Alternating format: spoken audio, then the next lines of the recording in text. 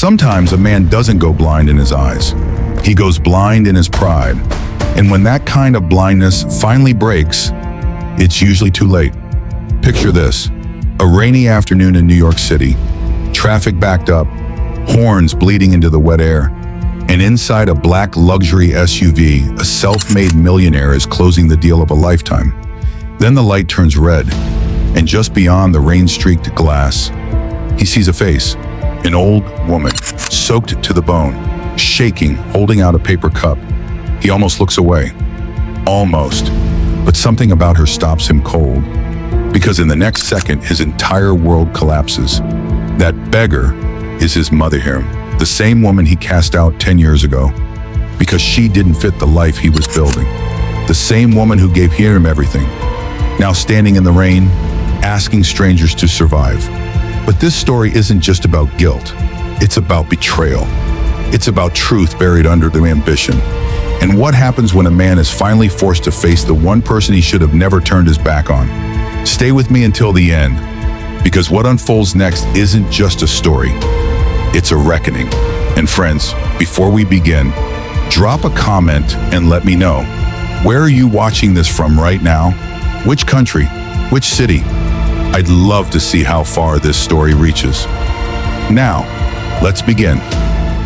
Rain had a way of making Manhattan look honest. It stripped the shine off the glass towers and smeared the neon into long, trembling streaks across the pavement. It turned taxi horns into something meaner. It made the steam rising from the manholes smell like iron and old pipes. It pushed people forward with their heads down, collars up, eyes narrowed, not looking at each other, not really seeing anything except the next dry place to stand. At the corner of Lexington and 57th, traffic locked up in 3 shining rows of steel and brake lights. A black Escalade sat in the center lane, spotless despite the storm, the kind of vehicle that looked less driven than deployed. Rainwater beaded and streamed down the tinted windows. The engine purred under the city's noise like it had better things to do. Inside, Arthur Calloway barely noticed the weather. He sat in the rear passenger seat, one leg crossed over the other, Italian leather shoes free of a single scuff, coat open just enough to show the sharp white line of a tailored shirt. Everything about him looked expensive without trying too hard. The watch at his wrist caught the dim gray light when he moved. The phone pressed to his ear cost more than some people's rent. But it wasn't the phone that made men pause when he entered a room. It was the certainty. Arthur had the kind of face money sharpened. 40 years old, clean jaw, controlled expression, a little silver beginning near the temples that made him look seasoned rather than tired. He had built towers where laundromats used to stand, bought blocks that old families still called by their original names. There were magazines that called him visionary. Competitors called him ruthless when they lost and disciplined when they won. Right now, he was looking past the driver's headrest at nothing, speaking into the phone with the clipped patience of a man for whom every minute had a price. "No," he said, "then don't send me another revision. I'm not interested in a softer number. I'm interested in the real number." A beat. "No, Darren, listen to me. If the foundation is compromised and they hit it in the preliminary review, then either the seller comes down 12 million by close of business, or we walk." The man on the other end kept talking. Arthur rubbed a thumb once over the edge of his lower lip, then glanced at the tablet beside him. Blueprints, site photos, profit models, numbers nested inside numbers. He did not raise his voice. He never needed to. "I know what Midtown West is worth," he said. "That's why I'm not overpaying for rot." The windshield wipers swung back and forth with a metronome rhythm. Ahead, a cyclist slapped the hood of a cab and vanished into the rain. Somewhere outside, a siren blurred by, distant and smeared thin by weather. Arthur leaned back. "Get me clean language in the purchase agreement. Indemnity, full disclosure, personal guarantee from both principals. If they hesitate, that tells us everything." He ended the call with his thumb and didn't look relieved. He looked hungry. His assistant had sent 14 unread texts in the last 10 minutes. The board wanted a revision to tonight's speech. The event planner wanted final approval on seating. The architect in Chicago was waiting on a signature. A senator's aide had left a voicemail. Arthur ignored all of it for 3 seconds, his version of silence. Then the phone rang again.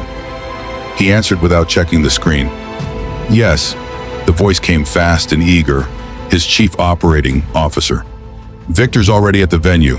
Press numbers are stronger than expected. CNBC may take a live segment before the awards. We should talk messaging on the East River project. There's some chatter about tenant displacement. Then change the chatter. Already trying. Try better. The Escalade slowed. Arthur barely noticed at first. Traffic in Manhattan moved like a clogged artery on days like this. Stop, lurch, stop again. But then the vehicle settled fully into stillness. Red light ahead. He shifted his attention to the window. Outside, people swarmed around the stopped line of cars with the impatient body language of the wet and inconvenienced. Umbrellas bumped. Coat sleeves darkened with rain. Delivery bags swung from tired shoulders. A man in a soaked Yankees cap jogged across against the signal, cursing under his breath. Arthur listened with half an ear while Victor kept talking. There's another issue, Victor said. The Brooks family is pushing back on the acquisition timeline. Their lawyer says. Arthur's eyes narrowed. A figure had moved up between the lanes. At first it was just shape and motion through Water Street glass. A person in the rain, shoulders bent, one hand clutched around the front of a wet sweater. Slow steps, careful as though each patch of slick pavement had to be negotiated. Most drivers looked away. Some never looked up at all. The figure stopped near the SUV, Arthur's gaze fixed. An old woman stood just beyond the window, one palm lifted, not pounding the glass, not aggressive, just lifted in that quiet, practiced way people ask when asking is already a humiliation. Her sweater had once been blue. Now it was the tired gray blue of washed-out denim and old dishwater. It clung to her narrow frame, rain-soaked and heavy. Her coat was too thin for the season, the hem dark with street water. Wisps of white hair had escaped whatever knot she tried to pin them into, plastered now against her temples and cheeks. In one hand she held a paper cup gone soft from the rain. Her face, Arthur's mouth open, but no sound came out. On the phone, Victor was saying something about legal exposure, about a mayoral office contact, about needing Arthur's blessing before 6. Arthur didn't hear him. The old woman leaned slightly toward the window, not enough to invade, just enough to let the people inside know she existed. Her lips moved. Maybe please, maybe spare change, maybe nothing at all. The rain swallowed words before they formed. Then she raised her eyes. Arthur froze. It wasn't the whole face at once. It was the left brow first, bent in the same soft angle it had carried since he was a boy. Then the line beside her mouth, deeper now, cut by weather and time. Then the eyes, clouded with age, rimmed red from cold and rain, but unmistakable. Not because they were dramatic, because they had once watched over him in fever. Because they had once stayed awake through 2 jobs and an unpaid gas bill and a winter of cracked windows in Queens. Because they had once looked at him over birthday candles bought with money she didn't have, pretending the cake hadn't come discounted because the frosting had slipped. Arthur's grip on the phone tightened until his knuckles whitened. Victor's voice came faintly through the spucker. Arthur? Arthur, are you there? His throat worked. Outside the window, the woman looked at him without recognition at first. Why would she? Through the tinted glass, through the suit, through the car that looked like a moving bank vault. Why would she imagine her son sat inside? Then something changed in her face. Not certainty, not even hope. Just a pause. The kind that comes when memory bumps into the present and doesn't know whether it's made a mistake. Arthur could not breathe for 1 full second. His mother, Margaret. 10 years vanished and held still at once. He saw her in a kitchen with peeling linoleum, standing at a stove that clicked twice before catching flame. He saw her hands red from hot water and detergent, folding his school shirts at midnight. He saw her waiting in the dark by a window when he came home late as a teenager, pretending she hadn't been afraid. He saw the day he left, the things he said, the way he stood too tall in a cheap suit and a new ambition, talking about image, investors, the circles he needed to enter. He told himself it was temporary, told himself she'd be better somewhere else, told himself she didn't fit into the life he was building, and that the life mattered because it would one day justify the cruelty it required. But cruelty, once spoken, rarely waits around for justification. He heard again, word for word, because some sins preserve themselves. You can't stay here anymore, Ma. Her silence, I'm serious. This isn't Queens, and I'm not that kid anymore. I have people around me now, clients, partners, investors. I can't have this. Her standing in the doorway, fingers wrapped around the strap of an old handbag. This? She had asked. And him, full of shame disguised as anger. The apartment, the accent, the way you dress. This whole thing, it makes me look like I came from nothing. She had looked at him a long time then, not crying, somehow worse. You did come from nothing, she said. That's why I worked so hard to make sure you didn't stay there. He had turned away before the sentence finished settling in him. That had been his gift, the ability to move on before truth caught up. He arranged a ticket, cash, a vague plan, told her there were quieter places upstate, maybe with a cousin, maybe near Albany. He did not watch her pack, did not help carry the bags, did not ask where she actually went after she left. Later, when his business rose and his name started appearing in print, he told people his mother preferred privacy. Then he told himself she had found a home somewhere. Then he stopped telling the story at all. In the SUV, Victor's voice sharpened with concern. Arthur? Arthur lowered the phone from his ear. Outside, Margaret was still there. Her face was thinner than he remembered, the cheekbones too sharp under wet skin. She was smaller too. Or maybe age had simply eaten the parts of her that used to fill a room, her humor, her quick temper, the energy with which she used to scrub, cook, lift, repair, keep moving. Rainwater dripped from her jawline. Her hands shook slightly as she held the cup. Arthur noticed absurd things, a missing button at the collar, a frayed cuff, a faint bruise yellowing near the wrist, the way her shoes were soaked through. The driver, eyes forward, said quietly, Sir? Arthur didn't answer. Margaret took one half step closer, not begging now, looking. Arthur saw the moment she knew him. It moved across her face like pain. Her mouth parted, her eyes widened, not theatrically, just enough.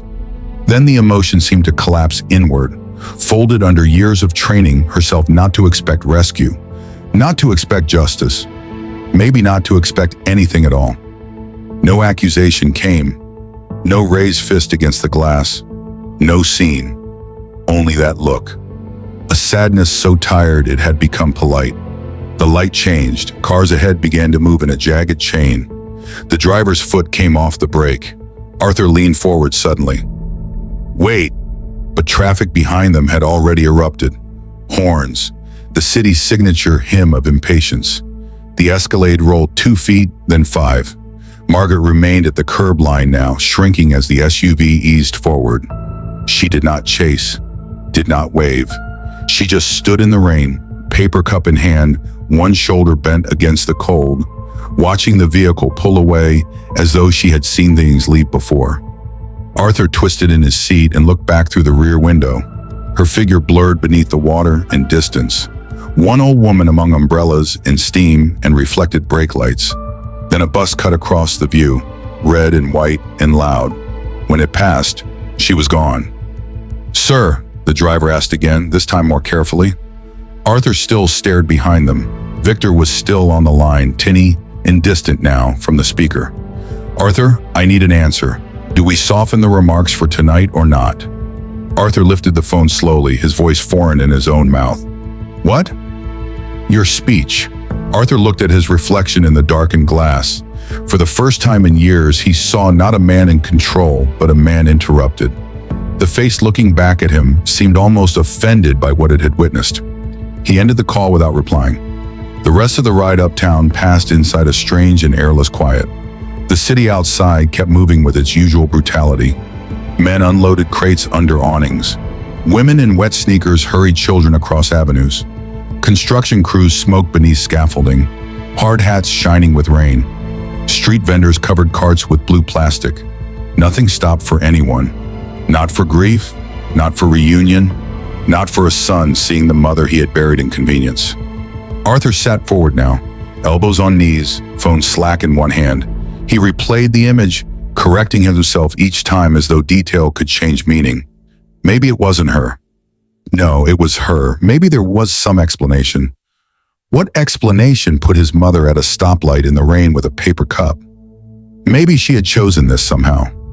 He nearly laughed at the cowardice of the thought. The leather interior smelled faintly of cedar and cologne. The heat was steady, soft, invisible. Arthur suddenly hated both. He looked down at his own hand and saw, absurdly, that it was shaking. He curled it into a fist. The driver took Park Avenue North, then turned toward the private entrance of Arthur's residential tower. Two doormen in long charcoal coats stepped forward beneath the awning before the vehicle had fully stopped. One opened the rear door with practiced deference. Warmth rushed around Arthur from the lobby. Polished stone floors, brass trim, the muted perfume of lilies arranged fresh every morning in a wide white bowl. The glow of hidden lighting reflecting off black marble. Somewhere deeper in the building, a piano version of some old standard drifted out through invisible speakers, so faint it felt less heard than implied. Arthur stepped out, and the rain smell left him all at once. That should have helped. It didn't. "Good afternoon, Mr. Calloway," one doorman said, umbrella already angled, though Arthur only had 3 dry feet to cross. Arthur didn't look at him. In the lobby, the concierge smiled. "Your 6 o'clock car is confirmed, sir." Arthur kept walking. His shoes clicked across stone. Water from outside had not touched him, yet he felt damp under Rituria. He pressed the private elevator button harder than necessary. The doors opened at once. Inside, alone, he watched the numbers climb. 22, 31, 43, 59. His face in the mirrored wall looked composed from a distance. Up close, there was a crack in it. Tiny, new. He thought of Margaret's eyes when she recognized him. Not anger. That would have been easier. Anger had shape. It pushed. It accused. It could be argued with. What she had given him instead was recognition without demand. A kind of mercy he did not deserve. The penthouse doors opened into silence and scale. The apartment stretched in soft grays and dark woods, curated warmth, museum-sized windows, art placed with the confidence of someone who bought by instinct an invoice. A fireplace glowed in a stone wall opposite the city view. Rain tapped high against the glass in nervous little runs. The kitchen counters held untouched catering from some breakfast meeting. A jacket he'd discarded 2 days earlier still lay folded over the arm of a chair, because someone else usually handled forgotten things. Arthur walked in and stood still. From this height, New York looked abstract, light in motion, wealth in distance. No stoplights, no faces at windows, no wet hands lifted in need. He loosened his tie but did not remove it. Across the room on a long console table near the bookshelves stood a framed photograph turned slightly inward. Not displayed, not hidden either. Simply misplaced enough to become invisible. Arthur crossed to it. The frame was old, silver, one corner tarnished. Inside, a boy of maybe 8 with a crooked haircut and 2 big front teeth, grinning hard enough to show all of them. Beside him stood Margaret, younger by decades, in a floral blouse, one arm around his shoulders. They were outside somewhere in summer, Coney Island maybe, or Jones Beach, hard to tell. The sun had made them squint. She looked tired even there, but happy in the fierce way poor parents sometimes look when the child is having a day that resembles ease. Arthur picked up the frame. A thin layer of dust had gathered along the top edge. He stared at the photograph until the room blurred slightly. He remembered the day it was taken. He remembered wanting the red balloon from the vendor and her telling him no at first because there was bus fare to think about. Then somehow the balloon had appeared anyway, tied to his wrist while she pretended not to notice his delight. She had eaten nothing that afternoon but had insisted she wasn't hungry. At 8 years old, he thought she could outlast weather, bills, landlords, anything. At 40, he had seen her in the rain begging strangers. His jaw locked. He set the frame down too hard. The glass rattled inside. The apartment's silence thickened around him. His phone buzzed, then again and again. Victor, his assistant, the event planner, a number from the board. Arthur hit silence and tossed the phone onto the couch. He poured himself 2 fingers of scotch from a crystal decanter, then left it untouched on the bar. The city beyond the windows had dimmed toward evening. The sky bruised purple over the East River. Headlights had started to lace the avenues.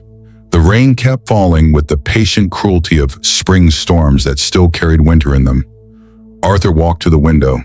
Far below, traffic lights changed over and over for people he would never know.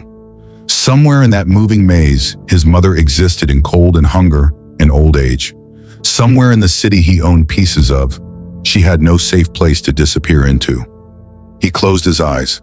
The memory came back harder now, not the sight of her, what followed it in him. Not grief, not even guilt at first. Fear, because the past he had sealed up, monetized over, outrun in press suits and press coverage, had looked right through the glass and known his face. He opened his eyes to his own reflection in the window and spoke quietly to no one on your phone. How long? The question hung there. How long had she been in the city? How long had she been hungry? How long had she believed he meant what he said when he pushed her out? How long had he allowed himself not to ask? In the stillness, the answer felt monstrous because of its simplicity. Long enough. Arthur turned from the window and crossed to the coat closet. He reached for another jacket, then stopped. His hand remained on the hanger while his thoughts caught in place. He saw again the way Margaret had not knocked on the glass. She had not wanted to embarrass him. Even now, even there. His hand tightened until the wood creaked. A low sound escaped him. Not quite a groan, not quite a curse. Then he pulled the jacket free, grabbed his keys from the tray, and headed toward the elevator. Before he reached it, the phone on the couch began vibrating again. This time he looked. Victor. Arthur answered. Where are you? Victor asked immediately. Music and clinking glasses spilled through the line. They're asking for you downstairs at the venue. Press is here. The mayor's office sent somebody. I need to know if you're still coming. Arthur stood in the middle of his own perfect living room, rainlight bruising the glass behind him. His voice came out flat. Did you ever meet my mother? A pause. What? My mother, Arthur repeated. Did you ever meet her? Victor laughed once, uncertain. Arthur, what kind of question is that right now? Answer it. No, I don't think so. Maybe years ago, I don't know. Arthur said nothing. On the line, Victor's tone shifted into practiced concern. What happened? Arthur looked toward the photograph on the console table, toward the dust he had let gather, toward the life he had trimmed clean around one unforgivable absence. Then he thought of Margaret in the rain. He heard the horns, saw the soft paper cup, felt the jolt in his chest when recognition struck. And beneath all that, lower and older, another feeling began to move. Not yet redemption. Something rougher. A wound waking up. I'll be there, Arthur said. Victor exhaled. Good. You had me worried. Arthur's expression hardened, but only slightly. You should be. He ended the call. For a long second, he stood motionless, phone in hand, listening to the rain against 50 stories of glass. Then he walked out. The apartment lights remained on behind him, warm and golden and untouched, while the elevator doors closed over a man no longer fully shielded by them. Down in the street, Manhattan kept shining in the rain like a city with no memory.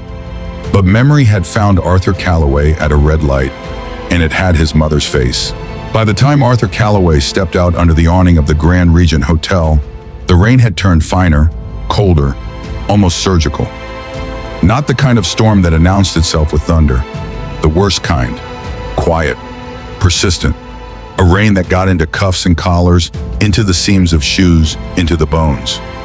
It silvered the black town cars lined up at the curb and laid a hard shine over the stone steps leading into the ballroom entrance. Men in tuxedos hurried women beneath umbrellas. Flashbulbs cracked at the edge of the canopy. A camera crew from one of the business channels clustered near the revolving door, waiting for the next important face to arrive. Arthur didn't slow. The valet reached for him with a smile that faltered the moment Arthur passed without acknowledging it. Two security men straightened at the sight of him.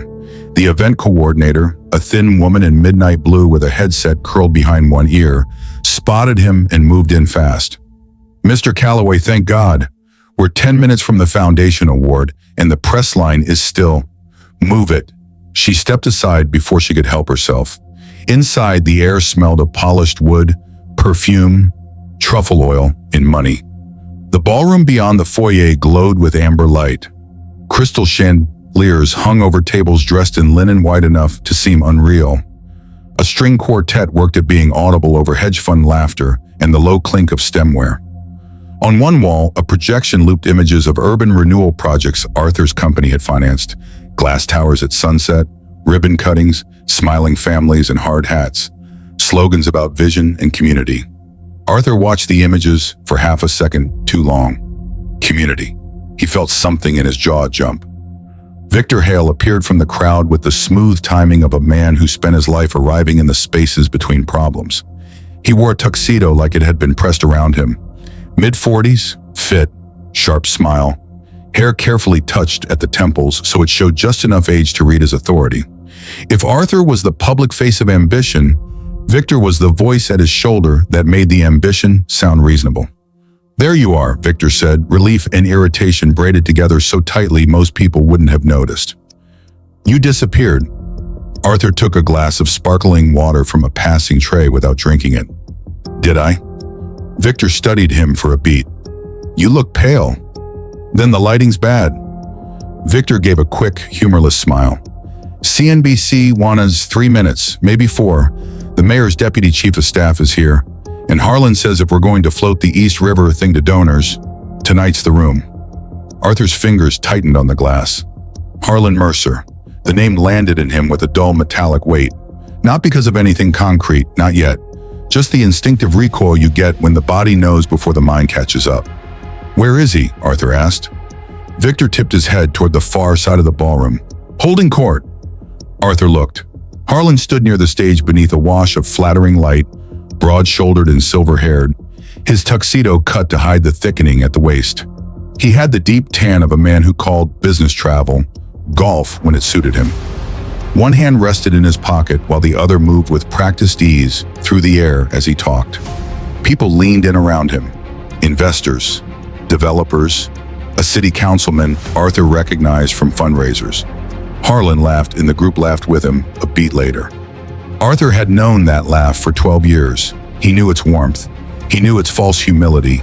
He knew how many men had mistaken it for honesty. Victor followed Arthur's gaze.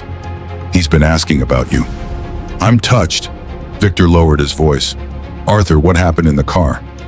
Arthur turned to him. "What makes you think something happened?"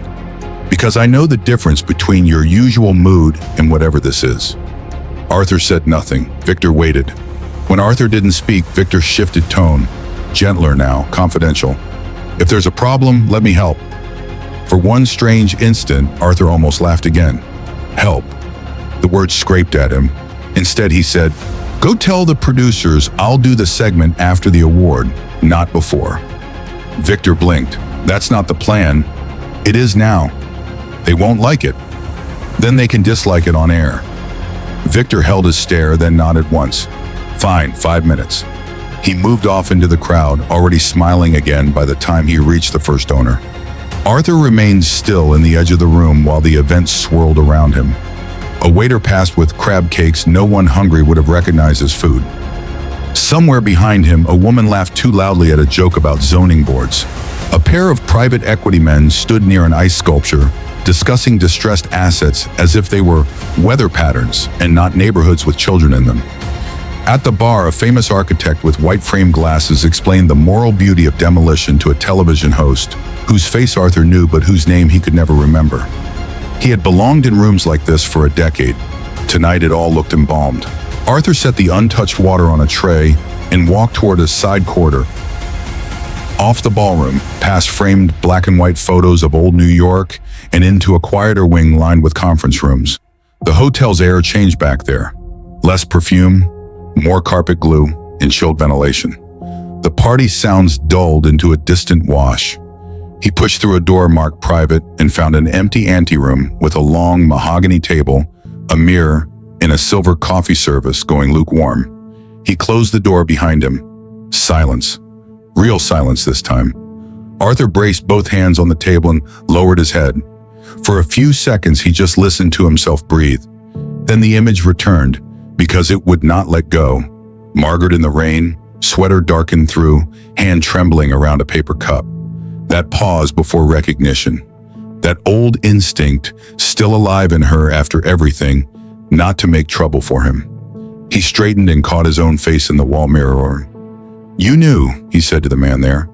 The words sounded stupid the second they left his mouth. Knew what? That she existed? That she was mortal? That every cruel act a person buries doesn't disappear? It waits. He remembered the last clean version of the lie he told himself. His mother was safe somewhere. She preferred distance. She had chosen a quieter life. Some people simply drift apart. That story had worked because he was busy, and because wealth gives a man private weather. It keeps the cold off long enough for denial to seem like truth. His phone buzzed in his jacket pocket. He stared at it before pulling it out. The screen showed a name he hadn't used in almost a year. Rojas Arthur had hired Gabriel Rojas for ugly work that required discretion. Background checks, missing signatures, silent leverage before lawsuits. Former NYPD if the stories were true. Former enough to know exactly where legal lines sat and how to walk beside them without crossing. Arthur paid him well because men like Rojas did not waste time performing loyalty. They sold results. Arthur answered, "Talk." Rojas's voice came rough, low, and unhurried, like gravel under a tire. "You said urgent." Arthur stepped away from the table and toward the dark window at the end of the room. Outside, rain striped the glass over Park Avenue. "I need someone found." A pause. "Alive or dead?" "Alive." "Who?" Arthur's mouth tightened before he said it. "My mother." That brought a beat of silence longer than any Rojas usually left. Then, "You got a name?" "Margaret Calloway." "Age?" 72. Arthur swallowed. "Maybe 73. "Maybe?" Arthur closed his eyes. 73. Rojas did not comment. "Last known address?" he asked. Arthur looked out at the city. "I don't know." Another silence. Not judgmental. Worse. Efficient. "Any recent point of contact?" Arthur's hand flexed against the phone. "Today, Lexington and 57th, at a light." Rojas seemed to understand more from what Arthur did not say than from what he did. "She homeless?" Arthur stared into the rain. "I don't know." "You just saw her begging and you don't know?" Arthur's voice sharpened. "Find her." "I will. Need a photo." Arthur turned, eyes landing on nothing. "I have one." "Send it. Anything else helps. Churches, shelters, clinics, old friends, old neighborhoods." Arthur let out a breath through his nose. "She used to live in Queens, Astoria, then Jackson Heights, before..." He stopped. "Before what?" "Before she left." Rojas waited a moment, then said, "You want eyes only, or you want me to approach?" Arthur thought of Margaret's face, of how little was left in it that resembled expectation. "Eyes only," he said. "Not yet." "Fine. I'll start with shelters and the usual street grids. If she's been out there a while, somebody'll know her." Arthur nearly said she shouldn't have been out there at all. Instead, "Call me as soon as you have something." He ended the call and stood with the phone still in his hand. Not yet. He didn't know if that meant he wasn't ready to face her, or whether he feared she wouldn't want to face him. Either possibility made his chest feel crowded. A knock came at the door. 2 quick taps. Victor didn't wait to be invited in. He stepped inside, shut the door, and looked Arthur over with a narrowed gaze. "They're ready for you." Arthur slid the phone into his pocket. "Then they can wait another minute." Victor's eyes moved toward the window, then back. "All right, enough. What's going on?" Arthur turned just enough to face him. "What do you know about the old Queen's house?" Victor frowned. "What?" "The house my mother lived in before I bought her out." Victor stared, truly confused now, or very good at looking that way. "Arthur, that was 10 years ago." "Try answering anyway." Victor adjusted his cufflink, a small motion, but Arthur saw it. "I know it was sold. I know you wanted everything cleaned up before the first Midtown deal closed. I know your mother didn't want to come to the launch party because she hated crowds." "No," Arthur said quietly. "She hated people who looked through her." Victor's face shifted. Just for a second, then it smoothed. "Is this about seeing someone tonight? Did something happen before you got here?" Arthur did not answer. Victor stepped closer, concern turned deliberate now. "Arthur, whatever this is, don't let it throw you. You've got a room full of people out there ready to write checks because they believe in the story. Don't hand them a reason to doubt." the story. Arthur held on to that phrase. He looked at Victor, really looked. The ease, the composure, the clean line of the bow tie, the patient eyes, the borrowed sincerity. How many years had Arthur mistaken usefulness for trust? How many people had he elevated because they mirrored back the version of himself he most wanted to see? You ever notice, Arthur said, that everyone in this business talks about origin stories like they're branding? Victor gave a small shrug. That's America. No, Arthur said, that's sales. A muscle ticked in Victor's cheek. Arthur, go outside, Arthur said. Tell them I'll be there in 2 minutes. Victor didn't move. You're making people nervous. Good. For the first time that evening, some of the Polish left Victor's face. You don't get to be unstable for one night just because you're tired. Arthur stepped toward him then, not physically threatening, but with a kind of quiet force that made the room smaller. Go. Victor held his eyes for one long beat. Then he smiled again, but it had cooled several degrees. 2 minutes. When he left, Arthur stayed where he was until the door clicked shut. Unstable, the words settled into him like grit. That was how men like Victor described conscience when it arrived at an inconvenient hour. Arthur reached for the coffee pot, poured a cup, took one swallow and set it down untouched. Burnt, bitter, stale. He walked out 2 minutes later and gave the speech anyway. He did it by reflex, the way surgeons probably make incisions after their hands go numb. He stood at the podium under theater lights and thanked donors, praised partnership, spoke about legacy, spoke about responsible development, spoke about uplifting communities while honoring the city's future. The room nodded at all the right places. Applause rose on cue. A camera tracked him from the left. Harlan smiled from a front table like a man admiring his own handiwork. Arthur heard himself speak and thought, "You liar." Not because every sentence was false, because they were incomplete. Because he could stand in a room celebrating impact while somewhere south of there, the woman who had carried him through childhood was wet, hungry, and alone. When the applause ended, he stepped down to handshakes and photographs and did not feel his own body doing any of it.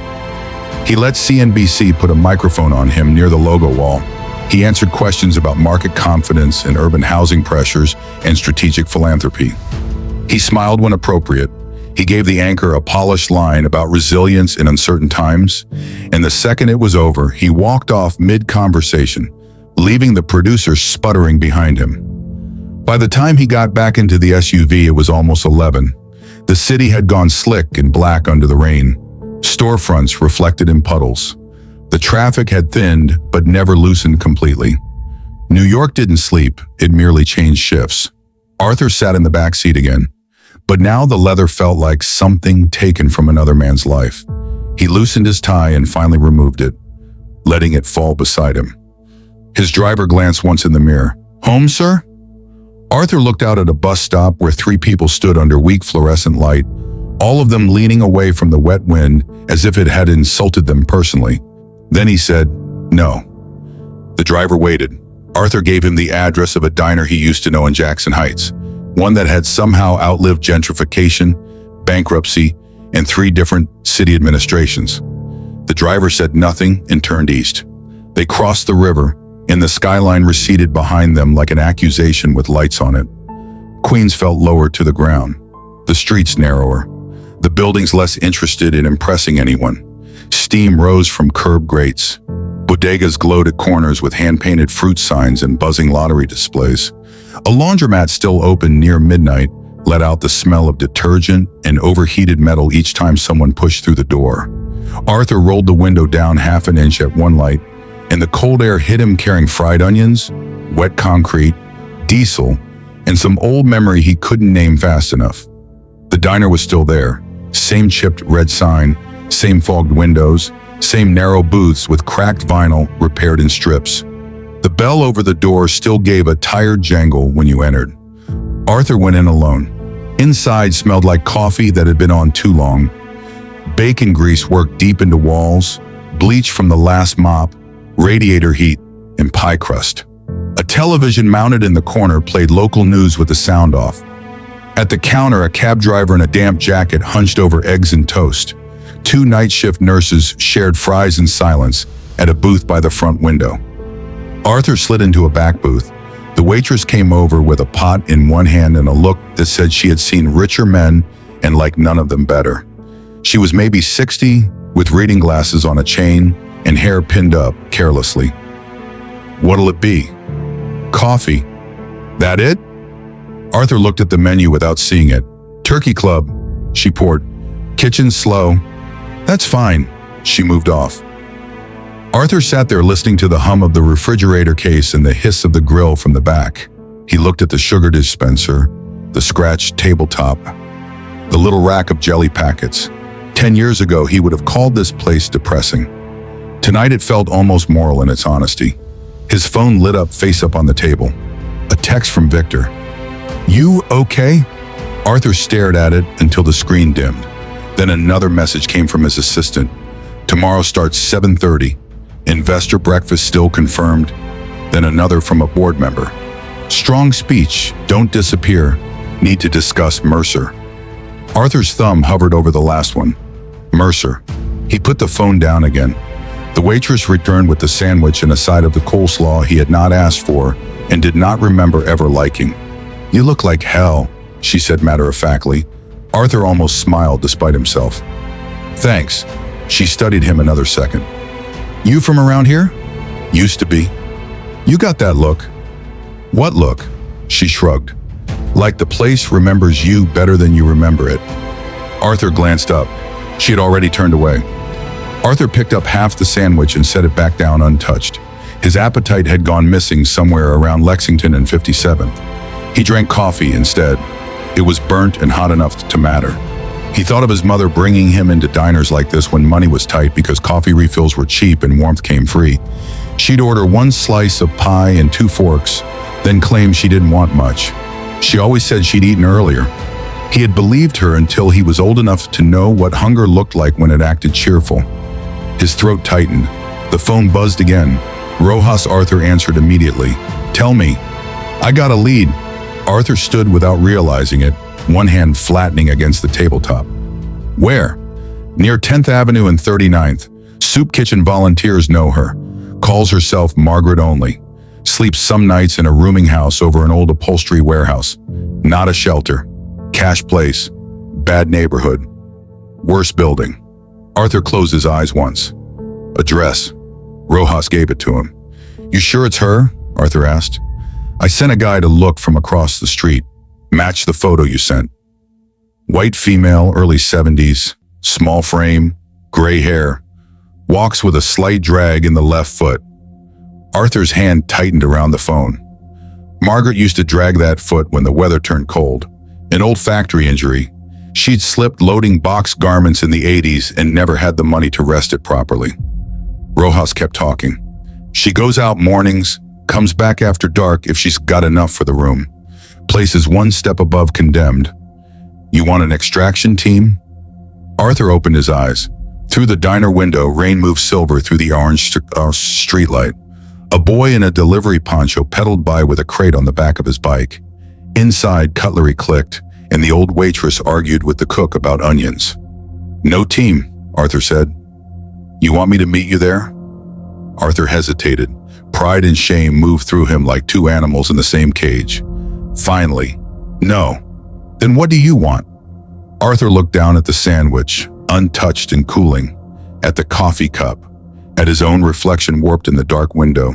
He thought of going straight there, thought of her seeing him in a cash hallway that stank of mildew and old cigarettes, thought of what his face would do to hers, thought of the possibility that she might turn away. "Keep eyes on the building," he said. "From a distance, no contact." Rojas exhaled, not quite impatient. "Arthur, if she's in a place like that, distance is a luxury." "I said no contact." "Fine. I'll keep a car nearby for an hour." Arthur ended the call and sat back down slowly.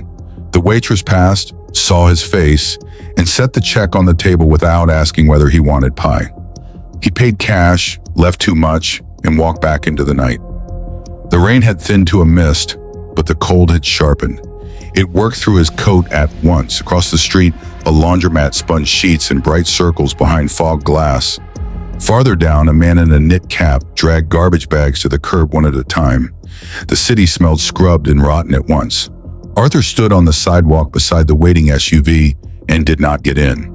He looked toward Manhattan, though the buildings were hidden from here.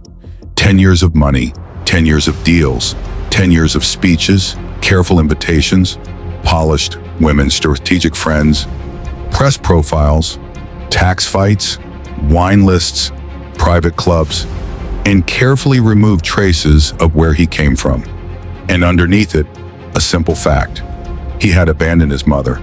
Or if he wanted the cleaner corporate language, he had outsourced the abandonment to time and called it necessity.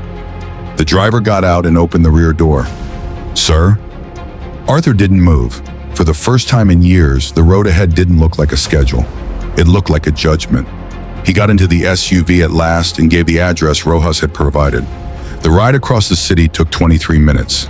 With each block, the streets changed. Storefronts shuttered, sidewalks thinned. The buildings got meaner. By the time they turned onto West 39th, the rain had left the asphalt black and mirror-like beneath broken street lamps. A row of old industrial buildings hunched in the dark, windows boarded in places, loading docks rusting at the edges. One warehouse had been turned into artists' lofts and then abandoned again before anyone could finish pretending that fixed the neighborhood. Another still carried a faded sign for a textile company that hadn't existed in 20 years. The rooming house sat wedged between a pawn shop and a locked metal gate sprayed with layers of paint and anger. 3 stories. Dirty brick. A yellow porch bulb over the entrance, weak as an apology. Arthur stayed in the SUV half a block down. Rojas's sedan was parked across the street, dark and unmarked. A man in the front seat lifted 2 fingers from the wheel when Arthur's vehicle stopped. Not Rojas, one of his people. Arthur looked at the building. A woman came out first, coughing into a tissue, then shuffled off under a trash bag she turned into a poncho. A few minutes later, a thin man in work boots and a stained, reflective vest stepped inside carrying a 6-pack. Somewhere above, a television blared faintly through bad insulation. Sirens wailed several avenues over and never got close. Arthur's driver cleared his throat softly. "Would you like me to come with you?" Arthur kept his eyes on the doorway. No. He got out. The cold hit him hard, sharper than before, and with it came the smell of wet cardboard, oil, garbage, and damp brick. No one at the curb gave him a second look. In a coat like his, in a neighborhood like this, he was either lost or dangerous. Maybe both. He crossed the street. The steps to the entrance were uneven concrete. Water had pooled in the cracked depressions. Arthur stopped at the bottom and looked up toward the dim second-floor windows. He could go inside. He could climb the stairs. He could knock. He could see her now. Instead, he stood frozen under the weak yellow bulb, his breath clouding in front of him. What exactly was he bringing to that door? An apology? Money? Guilt dressed up as rescue? Did he think he could arrive after 10 years and make himself useful because he had finally suffered enough to want forgiveness? A sound came from inside the building, a door closing, then footsteps, slow and dragging, descending the stairs. Arthur stepped back into the shadow beside the railing before he even thought about it. The inner door opened. Margaret emerged holding a paper bag tight to her chest. She had changed out of the soaked sweater, but only into another one that fit badly under a faded coat. Her hair was drier now, combed back as best she could manage. In the flat bulb light, her face looked even more worn than it had at the traffic light. Skin thin as paper at the jaw, mouth settled into the lines of someone who had learned long ago not to ask life for softness. She moved carefully down the steps, favoring the left foot. Arthur could have spoken then. Her name was in his throat. He did not say it. Margaret reached the sidewalk and paused under the bulb to take something from the paper bag.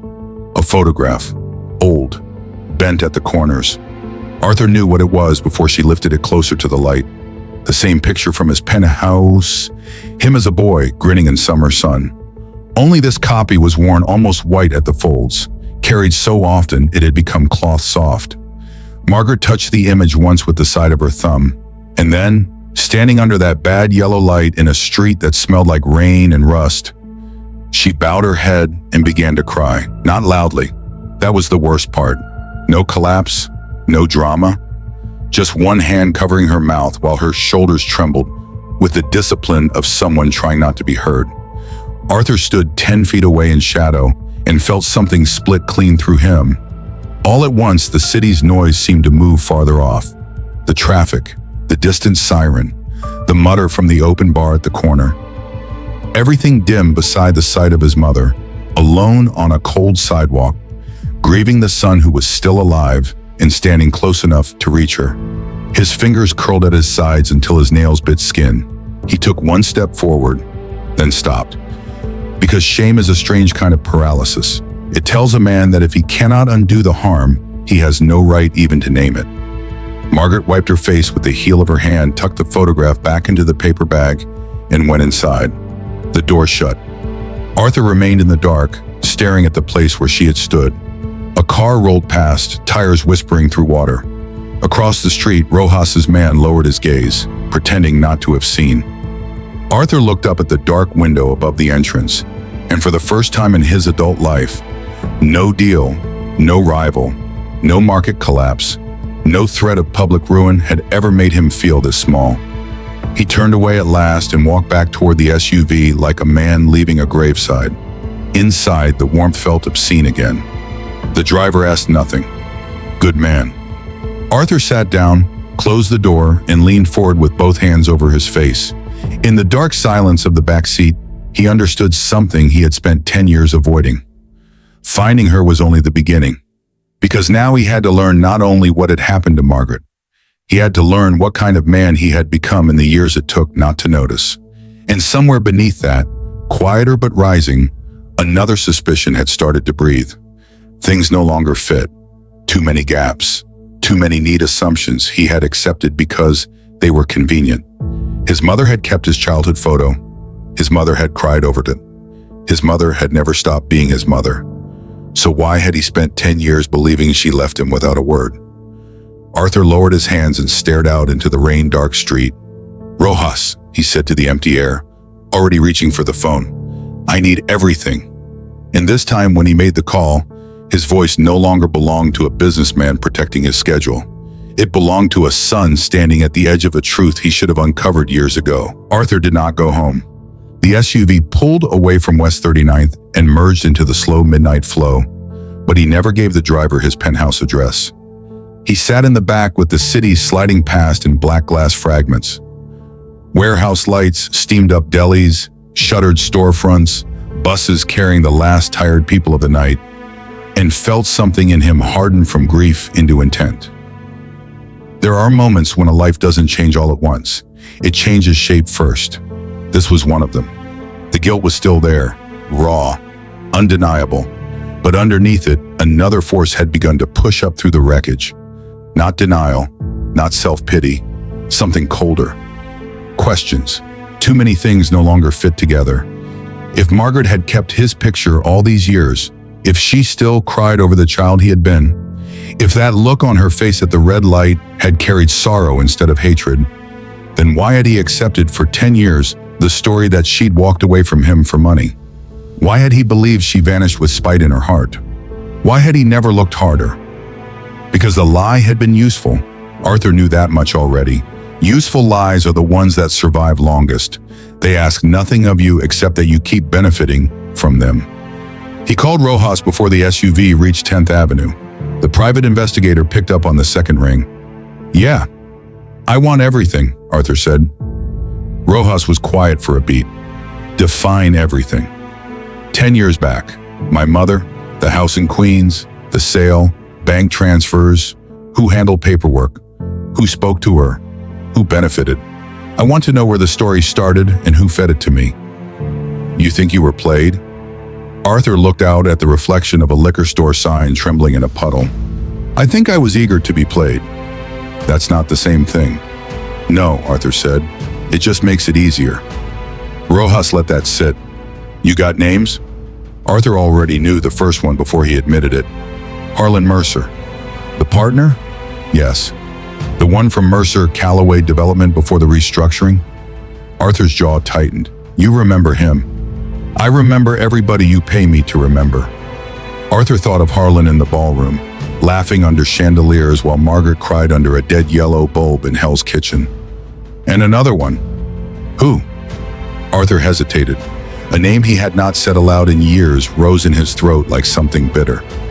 Elaine Porter. Rojas made a low sound of recognition. The girlfriend. She was more than that back then. Not anymore? Arthur's mouth hardened. No. Elaine had been elegant in the way certain Manhattan women are elegant. Not soft, not ornamental, but precise. She wore white blouses that never wrinkled and smiles that never entirely reached the eyes. She knew which fork to pick up without looking. Knew how to make charity sound profitable. Knew how to look at a room full of men and identify the one whose approval the others borrowed. Back when Arthur was clawing his way up, Elaine had told him he was different from the neighborhood he came from. Smarter, cleaner, destined. At the time, it sounded like love. Now, in memory, it sounded like grooming. Rojas asked, "What's the angle?" Arthur leaned back and closed his eyes, but the darkness only sharpened the images. 10 years ago, after my first big acquisition, Harlan and Elaine told me my mother cleaned out a private account and ran off to Europe. They said she left a note. They said she'd been ashamed of me, jealous of the business, tired of being managed. And you believed them. Arthur opened his eyes again. I was ready to. Did you ever see the note? No? Bank statements? Harlan said legal was handling the fallout. Elaine said if I went public with any family mess that early in the climb, the board would read it as instability. He gave a humorless exhale. I remember her exact phrase. No investor bets on unresolved blood. Nice woman. Arthur didn't answer. Rojas went on. You got copies of old records? My office archives everything. Good. Get me access tonight. Arthur gave him the credentials. Rojas repeated them once, then said, I'll need a couple hours. You have one? A dry chuckle. No, you need one. I'll take what time the truth asks for. Arthur nearly snapped back, but the man was right. He ended the call and gave the driver a new address, the company headquarters. The building stood in midtown like a polished declaration of victory, 50 stories of smoked glass and brushed steel, the lobby wide as a train station and 10 times quieter. At 1 a.m, it was mostly empty. Security recognized Arthur instantly and straightened in a way that said power was still a bodily reflex in this place. Mr. Calloway, the night supervisor said, didn't expect. I'm upstairs. Of course, sir. The elevator carried him alone into a level of silence few employees ever saw. Executive floors after midnight feel less like offices than stage sets after the audience has gone home. The scent of carpet cleaner lingers. Hall lights dim to a soft amber. Monitors sleep in pools of blue. The city presses itself against the windows, immense and indifferent. Arthur walked past his own reflection in glass-walled conference rooms and let himself into the corner office. It looked perfect. That offended him immediately. The walnut desk, the low leather chairs, the architectural model of the East River development under a plexiglass case. The city skyline spread beyond the windows in expensive darkness. A decanter on the credenza. Awards lined discreetly on a shelf. Photographs from groundbreaking ceremonies. Handshakes with governors. Smiles with mayors. The visual history of a man who had learned to make respect look effortless. Arthur went straight to the built-in cabinet where old files were stored in digital redundancy and occasional hard copy originals for litigation protection. He keyed in a code and waded through the soft mechanical click. Boxes slid forward. He started with 10 years ago. Closing documents, property transfers, internal memos, acquisition notes, legal correspondence.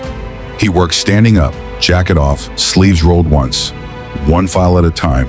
His hands moved fast, but his mind moved faster now, cataloging dates, signatures, gaps. Rain tapped at the glass 60 floors below his attention. At 2:14 a.m., he found the first thing that made his pulse jump. A scanned letter flagged in an archived folder marked Family/Private, handled. No original attached, no chain of custody notation, no lawyer signature, supposedly from Margaret. Arthur opened it. The text was brief. Too brief. Arthur, I'm done being treated like baggage in your life. I've taken what I need. Don't come looking for me. I'm leaving for Europe with friends who know how to live. You chose your world. I'll choose mine." Margaret Arthur stared at the screen. The phrasing was wrong. Not in some vague emotional sense. Wrong in the bones. Margaret never said baggage. Margaret never said Europe like it was a refuge. Margaret would rather have chewed through her own arm than write friends who know how to live. And she did not sign notes with a dash before her name like some brittle woman in a perfume ad. Arthur read it again, slower. The file metadata showed it had been uploaded internally by an assistant in Harlan's division. No forensic verification, no paper trail, just there like a prop placed on stage before he arrived. His chest tightened. He printed it out, held the page in his hand, and suddenly remembered Margaret's actual handwriting. Rounded letters, slightly right-leaning, the capital M drawn taller than necessary, a faint tremor in the downstroke whenever her wrist flared up. This digital note carried none of that because there was no image of writing at all. Just typed text. He swore under his breath. His phone buzzed. "Rojas," Arthur answered at once. "You found something?" "I found enough to keep going," Rojas said. In the background, Arthur could hear keyboard taps, maybe a police scanner, maybe just another night in whatever half-lit office the man working from. "Your mother never flew to Europe." Arthur's fingers closed around the edge of the desk. "Say that again." "No passport activity.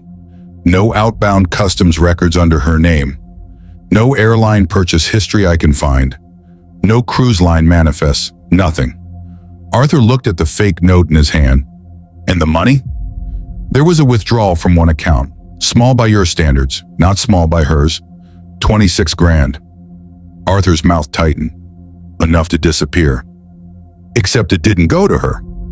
Arthur went still. Rojas continued. It moved through a shell consultancy tied to one of Harlan Mercer's old holding companies, then split into legal disbursements, private security, and a retainer payment to a woman named Elaine Porter. Arthur said nothing.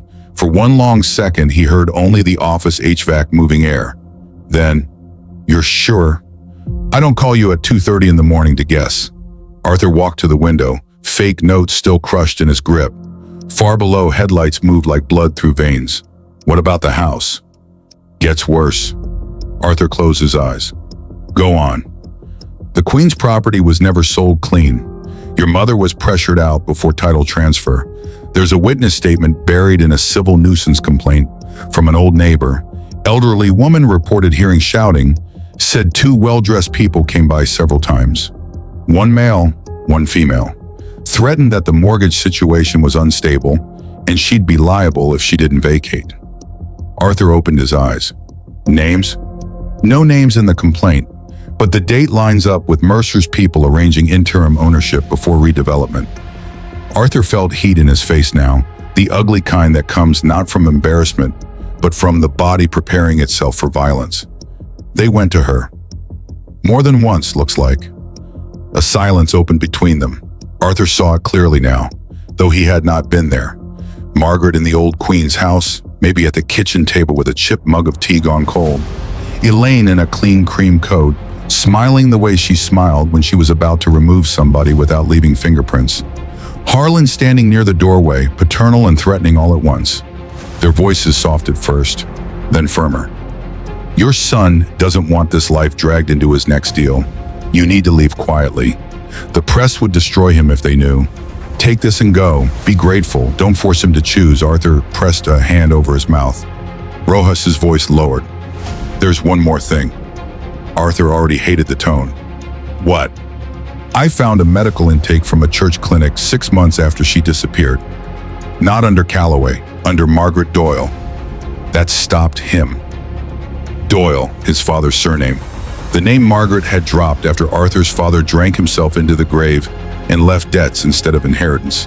She used Doyle only on old records, and sometimes at free clinics, because it was the name she still remembered giving under stress. "What does it say?" Arthur asked. "Contusions, elevated blood pressure, anxiety. Notes mention coercion by associates of son and refuses police involvement to protect son's career." Arthur's knees almost lost something under them. He sat heavily in his desk chair. Refuses police involvement to protect son's career. He stared at the skyline and saw none of it. His mother had known. She had been threatened. She had been humiliated. And when given a chance to name names, she protected him. Even believing or being told that he no longer wanted her. The kind of love that survives, that is not sentimental. It is almost unbearable. Arthur's voice came out roughened. Get me the record. I can get you the summary. Full pull will take more time. I don't care what it costs. So, Arthur. What? Rojas paused, then said, you need to be ready for the fact that she may have stayed gone because she thought that's what you wanted. Arthur looked down at the fake note in his hand, now wrinkled from how hard he'd gripped it. I know. No, Rojas said. Knowing it in theory and hearing it from her are two different things. Arthur ended the call not out of anger, but because he couldn't afford to keep listening. He sat alone in the office for several minutes. The chair leather creaked once beneath him. Somewhere out in the hallway, an elevator chimed on another floor. The whole building seemed suspended in that high-hour stillness when secrets look least defended. Arthur stood again. He wanted more than digital traces now. He wanted the human rot beneath them. He wanted something he could put his hands on. He went into the adjoining archive room where old deal boxes were stored before being shipped off-site. It smelled of cardboard, dust, toner, and metal shelving. Motion sensor lights came on one bank at a time, revealing aisle after aisle. He found the Mercer Callaway transitional files from the year before the company rebrand. There, in a banker's box mislabeled land use plus permits, he discovered a thick manila envelope with no date, no routing slip, nothing but HM written in block letters. Arthur opened it at the archive table. Inside were photocopies, old photographs of the Queen's house. One shot of Margaret at the front stoop, looking irritated, half turned away from the camera. Another of her carrying grocery bags. A third taken from inside a car, blurred through the windshield. Arthur felt his stomach turn. Surveillance. On top of the photographs sat a typed memo. Client concern, maternal presence inconsistent with public positioning during financing phase. Recommend relocation assistance and confidentiality maintenance. Suggest third-party delivery to avoid media trace. No signature, no company letterhead. But clipped behind it was an invoice from a security contractor Arthur recognized from Harlan's old site operations. He set the papers down slowly, as if they might burn through the table. Maternal presence and inconsistent with public positioning. That was how they had written his mother into a problem. Not Margaret, not widow, not seamstress, not the woman who worked herself into bad joints and weak eyes to keep a boy clothed and fed. Maternal presence.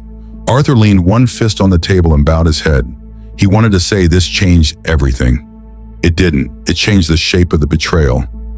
That was all. The original sin was still his. He had built the conditions that made her removable. He had let people around him believe she could be handled like clutter in the frame. He had outsourced love to convenience and called it adulthood. But now there was more. They had acted on that cruelty, profited from it, weaponized it, and she had paid the bill. He took pictures of every page. Then he found the final piece just before dawn. It came from a retired internal hard drive accessed through the archive terminal. A deleted audio file recovered under a naming string tied to an old executive assistant account. Probably never meant to survive. Probably overlooked because no one expected Arthur to go digging through the fossil layers of his own empire. He plugged in headphones and hit play. Static first, traffic somewhere outside. A room tone, small room, maybe kitchen tile, maybe a hallway. Then voices. Margaret's voice came thin but unmistakable, older than in his memory yet still hers. I'm not taking that money. Elaine, patient, cool, controlled.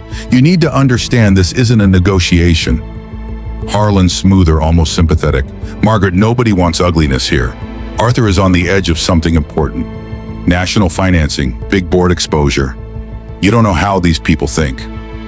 Margaret, I know how my son thinks. He wasn't raised to do this. Arthur's hand tightened around the headphone wire. Elaine again, sharper now. Your son has moved into a different world. That world does not have room for a dependent parent with no filter and a habit of showing up unannounced. Margaret's breathing was audible before she answered. Dependent. Harlan, take the assistance. Relocate quietly. We'll tell him you wanted your own life. Margaret, you tell him I said that, and you'll be lying. A rustle, a chair scraping. Then Elaine, her voice dropping into something poisonous and intimate. Listen to me very carefully. If you force yourself into his public life now, the papers will have a field day. Do you know what they do to men on the rise when they smell weakness? They don't punish the mother. They punish the son. You want to destroy what he built? Several seconds passed. Arthur could hear his own pulse in his ears. Then Margaret, smaller now but steady. No. Harlan jumped in softly, sensing the fracture. Then help him. That's all this is. Help him by stepping back. Margaret said nothing. Elaine, he already agrees you should leave. Arthur jerked upright in the chair. The blood seemed to drain from the room. Margaret whispered, he said that? Elaine did not hesitate. Word for word. Arthur pulled the headphones off halfway, then forced them back on with trembling hands. Margaret inhaled sharply. It sounded like the kind of breath people take when pain arrives somewhere they didn't know could still hurt. Harlan, don't make this uglier than it needs to be. Margaret, after a long silence. If I go, you leave him alone? Harlan, yes. Margaret, no damage to his business? Elaine, she's not if you disappear cleanly. Then the recording ended in static. Arthur sat motionless. The headphones slipped from one ear. The office around him was gone. The skyline, the archives, the hour, the cold vent air. Gone. There was only that one moment preserved in bad audio forever. He already agrees you should leave. A lie spoken cleanly enough to become a blade. Arthur removed the headphones slowly and set them on the table as if the object itself had become sacred evidence. His hands were shaking now with no way to hide it. For years he had pictured Margaret leaving in bitterness, in selfishness, in some late-life rebellion against the son who had outgrown her. That lie had insulated him from having to imagine her real choice. She had left to protect him, even after he failed her, even after his ambition made her vulnerable to wolves, even after they told her he despised her. She took the blow and stepped aside because she thought that was the last useful thing a mother could still do for her son. Arthur sat back, staring at nothing. The office windows had begun to pale slightly with the first false gray of dawn. Early light in New York is never gentle. It drags shape out of shadow whether you're ready or not. He thought of Margaret in that rooming house, of the photo in the paper bag, of the tears she tried not to let anyone see. And now, laid over all of it, he heard her ask the only question that mattered to her in that moment. No damage to his business, not what happens to me, not where will I go, not how dare he. Her son first, her own life second, maybe not even second. Arthur's throat closed. He stood suddenly and paced once, twice, then braced both hands on the office window and leaned into the cold glass. The city was waking, delivery trucks below, early cabs, a street sweeper crossing an avenue like some lonely municipal insect, lights flicking on tower by tower. He had spent half his life believing he rose because he was tougher than softness, because he knew how to cut away dead weight. But now he understood something hideous. The men and women around him had not merely reflected his worst instincts. They had cultivated them, fed them, used his vanity as access, used his hunger as leverage, nursed his shame about where he came from as a key. And while he built towers, they erased his mother. His phone rang. Rojas again. Arthur answered without turning. I heard it. You found the audio? Yes, Rojas exhaled. Then you know. Arthur's voice was very quiet. I know enough. I've got the envelope ready, copies of the clinic summary, account routing, contractor invoice, recovered audio transcript, property chain, witness note. I can bring it. Do that. Where are you? My office. I'll be there in 30. Arthur looked at his reflection in the glass. He barely recognized the man standing there. Same suit, same face, but something foundational had shifted. Not softened, clarified. This was no longer about private grief. This was evidence, conspiracy, fraud, extortion, coercion. And because Harlan had folded business structures around it, because Elaine had used legal pressure and false representation, because lies had moved through company channels, it was no longer something that could be buried with an apology in a quiet room. It had to be dragged into light. Still, one fact stood in the center of everything like a wound he could not yet touch. Margaret did not know he had been lied to. As far as she knew, the son she loved had willingly discarded her. Arthur straightened. The rage in him now was not hot anymore. Hot rage flashes and burns out. This was colder, disciplined, the kind that measures where to place the blade. He turned from the window and began to work. He called legal and woke his most aggressive outside counsel with 3 sentences and no room for questions. He called the head of internal compliance and ordered silent preservation of all Mercer-era digital records, effective immediately, under threat of personal liability if a single file moved. He called his cybersecurity chief and told him to clone specific executive archives before business hours. When the man asked why, Arthur said, because by 9 somebody's going to start destroying evidence. At 6:12 a.m. Rojas arrived. He wore the same dark jacket he always wore, rain still drying at the shoulders, thick envelope under one arm, broad face, broken nose reset badly once years ago, eyes that never wasted motion. Arthur let him in personally. Rojas set the envelope on the desk, thick cream paper, elastic band around it. Heavy enough to feel like consequence. There it is, he said. Arthur looked at it, but did not touch it yet. Anyone else know? He asked. Only my guy on the street. He knows enough to keep quiet. Arthur nodded.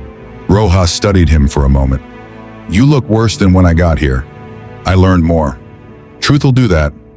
Arthur finally took the envelope, opened it. Inside were photographs, transcripts, bank summaries, clinic notes, a printed still from the audio file chain, corporate routing charts, old security invoices.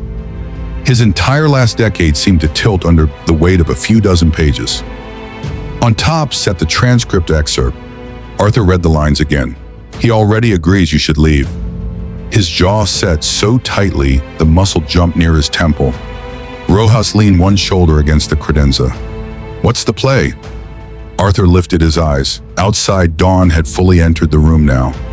No romance in it, just truth-colored light, the kind that shows dust, fingerprints, sleeplessness. He thought of Harlan at the ballroom, of Victor smoothing schedules, of Elaine's poison calm, of Margaret under the yellow bulb, crying over a photograph of a little boy who never stopped belonging to her, even when he stopped belonging to himself. And he saw it. Not a private confrontation in an office, not a payoff, not a sealed lawsuit, not another rich man's discreet management of scandal. A stage, a room full of witnesses, their own arena turned against them. Arthur slid the papers back into the envelope with deliberate care. When's Mercer's celebration event? He asked. Rojas frowned. For the redevelopment award? Yeah. Tomorrow night, museum atrium, big donor crowd. Arthur nodded once. Rojas understood before the sentence came. You're not taking this to him quietly. Arthur looked down at the envelope in his hands, then back out at the waking city. No, he said, and in his voice there was no longer confusion, no longer shock, only decision. I'm taking it to everyone. By the next evening, the rain was gone, but the city still wore it. Manhattan sidewalks held a dull shine under the lights, and the cold had sharpened after sunset, sweeping hard between buildings and finding every gap in a coat. The sky above the Upper East Side had turned the color of old slate. Town cars lined the curb outside the Halcyon Museum of Modern Art, one after another, black paint reflecting camera flashes and brass stanchions. Men in tuxedos climbed out adjusting cuffs. Women in long gowns stepped carefully over wet seams in the pavement. A string of photographers called names in that hungry, cheerful way only the press can make sound civilized. Inside, the atrium glowed like a cathedral built for money. Glass walls rose 3 stories around a suspended installation of steel and light. The museum's white surfaces reflected chandeliers, candle flames, and the low golden wash of event lighting. Waiters moved through the crowd with trays of champagne and scallops balanced them in spoons too delicate for actual hunger. A jazz trio played somewhere above the murmur. On the far wall, a giant LED screen cycled through images of urban renewal projects, donor names, quotes about civic responsibility, and a title in elegant lettering, the Mercer Legacy Initiative. Rebuilding tomorrow, Arthur stood in the shadow of a side entrance and watched men applaud that phrase. His tuxedo was perfect, midnight black, crisp shirt, no tie pin, no unnecessary flourish. On any other night, he would have looked exactly like he belonged there, and maybe that was the bitterest part. He still did. Rage had not ruined the tailoring. Betrayal had not changed the cut of the suit. In the polished glass of the entrance panel, he looked like the same man he had always been. Only his eyes had changed. Rojas stood a few feet behind him, in a dark suit that sat wrong on his shoulders because he wore suits the way mechanics wear church clothes. He held a tablet case under one arm and kept scanning the room with a professional lack of interest. "You still have time to do this the boring way," he said. Arthur didn't look at him. "The boring way is why people like Mercer survive." Rojas gave the faintest nod. "Fair." Arthur's legal counsel, Naomi Feld, approached from the hall with the clipped stride of a woman who had built a career on ending men more arrogant than Harlan Mercer. Mid-50s, silver at the temples, dark dress, sensible heels, no wasted jewelry. "The preservation orders are in effect," she said quietly. "Compliance locked the archives at noon. If Mercer or Porter try anything after tonight, it becomes spoliation on top of everything else." Arthur nodded. "And the DA liaison?" he asked. "Two detectives are here in plain clothes. Financial Crimes has seen enough to open formally once the public evidence is presented. If your audio and file chain land the way they should, they'll move tonight." Arthur turned to her. "Tonight." Naomi held his stare. "Then don't improvise. Stay on the facts. Let the evidence carry the fury." He almost smiled. "You know me too well." "No," she said. "I know men who think pain makes them eloquent." She moved off toward the seating area where three uniformed museum staff were adjusting name cards and pretending they weren't about to witness something that would spread through New York by midnight. Arthur took a breath and let it out slowly. Across the atrium, Harlan Mercer was doing what Harlan Mercer did best. Owning the room, he stood beneath the floating sculpture with one hand around a champagne flute, laughing among donors, elected officials, foundation heads, and the kind of old Manhattan money that tried to look charitable without ever appearing nervous. Silver hair, broad smile, posture open and paternal. He touched elbows instead of shoulders, nodded while others spoke, remembered wives' names, pronounced every success like a shared civic burden. Beside him stood Elaine Porter in a column dress the color of winter cream, still elegant, still surgically composed. Her blonde hair swept back to expose diamond studs that flashed whenever she turned. Arthur had not seen her up close in almost 4 years. Time had been kind to her in the way it is sometimes kind to people who have no visible conscience. Her face had sharpened a little. Nothing sagged, nothing seemed tired. She stood at Harlan's side with a calm, intelligent smile, one hand loosely around her glass, watching every interaction with the alert detachment of someone who liked power best when it looked effortless. At one point, Harlan leaned in to say something to her. She laughed. Arthur felt his stomach turn once, hard, then flatten into something colder. He remembered her in his old penthouse kitchen years ago, sleeves rolled neatly to the forearms, telling him not to let family complications infect the financing cycle. He remembered the clean citrus smell of her perfume when she kissed his cheek. He remembered how she used to touch his wrist when she wanted him to believe the cruel thing was the smart thing. Back then, he had confused emotional discipline with wisdom. That confusion had a body count now. Victor appeared near the stage a moment later, headset in hand, tuxedo still perfect, speaking quietly to the event producer. He looked tired. Good. Arthur watched him scan the room and tense almost invisibly when he spotted him near the side entrance. Victor excused himself from the producer and crossed the floor. "Arthur," he said, arriving with a low voice and a controlled smile, "you vanished after noon." Arthur turned to him. "Did I?"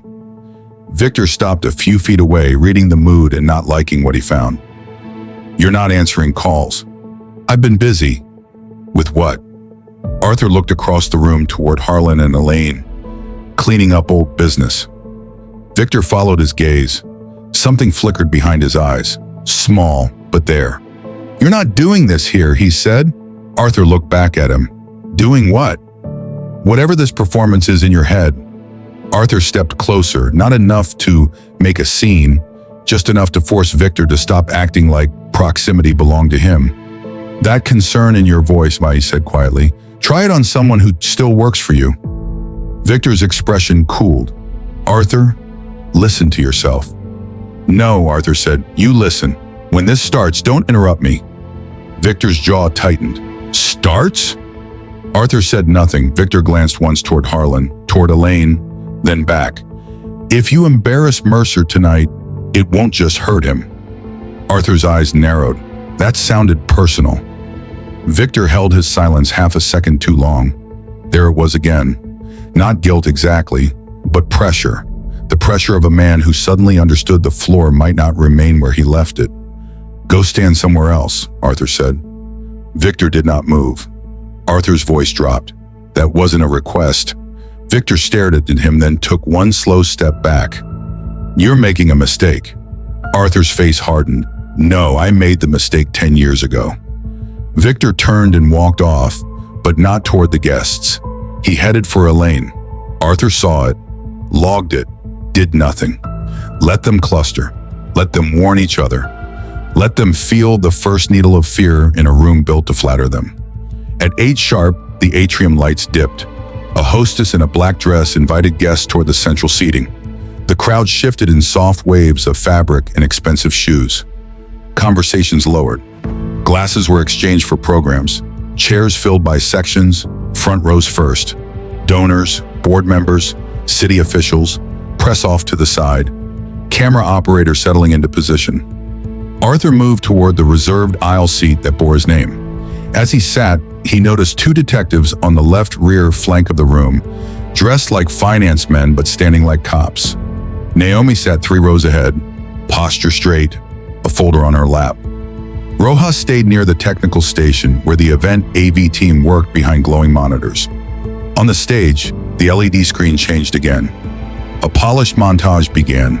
Children in hard hats breaking ceremonial ground, aerial shots of projects at sunset, smiling elderly residents cutting ribbons in front of revitalized housing. Harlan shaking hands with clergy and council members. The room responded the way rooms like this always respond to expensive proof of their own virtue, nodding, smiling, approving themselves. Arthur sat perfectly still. Then Harlan took the stage. He was good. He had always been good. No notes in hand, shoulders easy, voice rich enough to sound trustworthy over a bad sound system. He thanked partners, honored philanthropy, invoked New York's grit, talked about giving back, talked about reweaving the moral fabric of a city too often left to cynicism. The audience warmed to him exactly on schedule. He spoke in that seasoned cadence of men who've spent decades making greed sound like stewardship. Arthur listened. Every sentence now sounded to him like a hand cleaning itself. Harlan moved into the final section of the speech and smiled toward Arthur's table bone. "And of course," Johnny said, "none of this would be possible without visionary leadership from my dear friend and partner in purpose, Arthur Calloway." Applause rose. Arthur did not clap. Harlan extended one hand toward him. "Arthur, come up. Say a few words." More applause. Heads turned, cameras pivoted. Arthur stood. The room took that as agreement and rewarded itself with louder clapping. He walked down the aisle slowly, each step measured. Not theatrical, not rushed. His shoes made no sound on the museum flooring. He passed a front row donor who smiled too brightly. Past a councilman already composing a networking remark for after. Past Elaine, who looked up at him from her seat near the stage, and for one instant lost control of her face. She knew. Maybe not everything, but enough. Arthur climbed the stage steps. Harlan greeted him with an outstretched hand. Arthur looked at it and did not take it. A ripple moved through the room. Tiny, electric. Harlan recovered fast, withdrawing the hand into a benign gesture and stepping aside as if none of it mattered. "Arthur," he said warmly into the mic, always keeping us on our toes. A few nervous laughs answered from the crowd. Arthur took his place at center stage. He looked out over the atrium. Rows of polished faces stared back under softened light. Donors, reporters, board members, socialites, 2 clergy members, developers, politicians. The museum director near the aisle, smiling faintly with professional dread. At the back, servers had stopped moving. Even the jazz trio had gone still. Arthur adjusted the microphone once. He had given hundreds of speeches. This was not one of them. "I was handed prepared remarks for tonight," he said. His voice carried clean and low, and the room hushed further to receive it. They talked about legacy, vision, partnership, renewal. He paused. "I'm not going to read them." A light shifting in the room, a few exchanged glances. Harlan's smile stayed fixed, but smaller now. Arthur continued, "Because a legacy built on theft is not a legacy, a partnership built on deception is not a partnership. And renewal means nothing if the people applauding it are the ones who did the damage." Now the silence deepened in earnest. No one coughed. No glasses touched tables. Even the camera operator seemed to stop breathing. Harlan stepped toward him with the polished instinct of a man trying to frame disruption as misunderstanding. "Arthur," he said softly, still smiling for the room, "perhaps this isn't—" Arthur turned his head and looked directly at him. That was enough to stop him. For a long second, Harlan Mercer, who had managed governors and developers and scandal sheets and labor threats and 2 divorces, had no line ready. Arthur faced the crowd again. 10 years ago, he said, "My mother disappeared from my life. I was told she stole from me. I was told she fled the country. I was told she was ashamed, unstable, and better left in the past." Several people in the room shifted. Elaine had gone very still. Victor stood near the side curtain now, one hand at his mouth, watching. Arthur's voice remained level. "Yesterday afternoon, I found her alive in Manhattan, in the rain, begging at a red light." The room did not gasp all at once. It broke in little waves instead. A sharp inhale here. A whispered, "What?" There. A woman in the second row lowered her program to her lap. One of the reporters glanced instantly toward another, and both straightened. Arthur let the discomfort sit. Then he said, "I believed for years that my mother had abandoned me. That belief was false." He turned slightly toward the AV booth. "Mr. Mercer," he said. "Ms. Porter, you may want to sit down." Harlan's smile finally collapsed. The room felt it. He took one step toward Arthur, voice lower, firmer now. "Enough." Arthur did not raise his own voice. "Roll it." At the back, Rojas handed the AV tech a drive. The giant screen behind the stage went black. Then the first image appeared, an archived internal memo, blown large enough for every donor in the room to read. Client concern, maternal presence, inconsistent with public positioning during financing phase. A murmur swept the atrium. Then the next image, photographs of Margaret outside the Queen's house. One carrying groceries, one on the stoop, looking away. Surveillance images. Now the murmur sharpened into something uglier. "What is this?" "Oh my God! Is that his mother? Jesus Christ!" Harlan lunged toward the producer's station off stage. "Kill that screen!" Naomi stood from the front row. "Touch the equipment and I'll add obstruction." Her voice cracked across the room like a bailiff's warning. 2 detectives at the rear started moving forward. Arthur took the microphone back before anyone else could reclaim the air. 10 years ago, he said, "My business partner, Harlan Mercer, and my then partner, Elaine Porter, visited my mother privately. They threatened her. They lied to her. They told her I wanted her gone. They told me she stole money and fled to Europe." The screen displayed bank routing charts, dates, shell entities, retainer transfers linking Mercer Holdings and Elaine's payment path.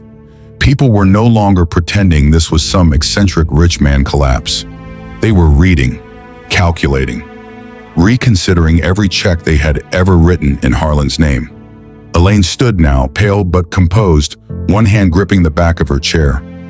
"This is defamatory," she said loudly. Arthur didn't look at her. "Roll the audio." The room went dead still. Then through the sound system, the old recording filled the atrium. Static, a chair scraping. Margaret's voice thin with strain. "I'm not taking that money." Then Elaine, cool and unmistakable. You need to understand this isn't a negotiation. Heads turned toward her all at once. You could feel it happen. Not just attention, recognition. The moment when a room reclassifies someone from polished to dangerous. Harlan's recorded voice followed. Arthur is on the edge of something important. The screen showed the transcript line by line as the audio played. Then the sentence. Elaine's voice, amplified into the museum's perfect acoustics. He already agrees you should leave. Arthur stood motionless while the words moved across the room like poison finally labeled. Across the front row, a donor woman in emerald silk covered her mouth with both hands. A councilman whispered something to his aide and immediately took 2 steps away from Harlan, as if criminal exposure could be contagious. Near the side, one reporter had already slipped out her phone and was typing with her thumb under the seatback. When the recording ended, there was no applause. No sound at all for nearly 3 seconds. That kind of silence is rare in New York.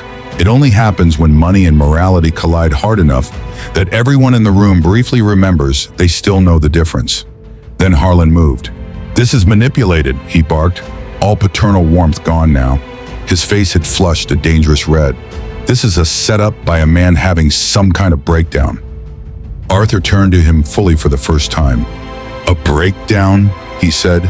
The mic carried it softly, but every corner of the atrium heard. "My mother slept in a rooming house while you took bows in rooms like this." Harlan took another step. "You ungrateful!" Arthur cut across him, not loudly but with force enough to stop him cold. "You went to her house." Harlan's mouth stayed open a fraction too long. "You sent people to watch her. You moved money through your shells.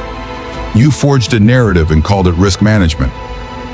You told an old woman her son didn't want her. You told me she abandoned me." Each sentence struck with no ornament around it. By the last one, Harlan's composure was gone. He looked not dignified, not even angry, but cornered. Elaine tried once more, voice taut now. "Arthur, think very carefully about where this goes next." He looked at her then. Years collapsed between them. Boardrooms, bed sheets, cocktail parties, private arguments dressed as strategy. The whole sterile vocabulary of ambition. When he spoke, his tone contained no romance, no nostalgia, no grief left for her. "It should have gone here 10 years ago." He nodded once toward the screen. The final sequence began. Clinic summary, property complaint, metadata chain for the fake note, the typed letter, then the transcript excerpt where Margaret said she refused police to protect her son's career. That line landed harder than all the rest, because even now, in a room full of wealthy strangers, it restored the missing personhood to the only person in the story who had been treated like collateral. The mother, not the inconvenience, not the asset exposure, the mother. A man in the third row, gray-haired, old-school New York donor type, probably pushing 70, rose to his feet and looked directly at Harlan with open disgust. "You used his mother?" he said. "No, Mike. Didn't need one."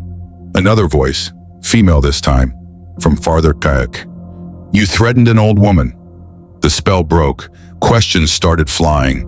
Not polite questions, not curated moderator questions, real ones.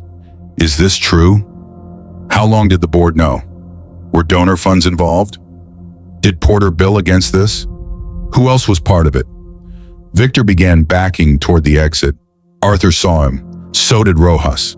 Rojas stepped into his path near the side corridor, not touching him, just occupying the available future. Victor stopped.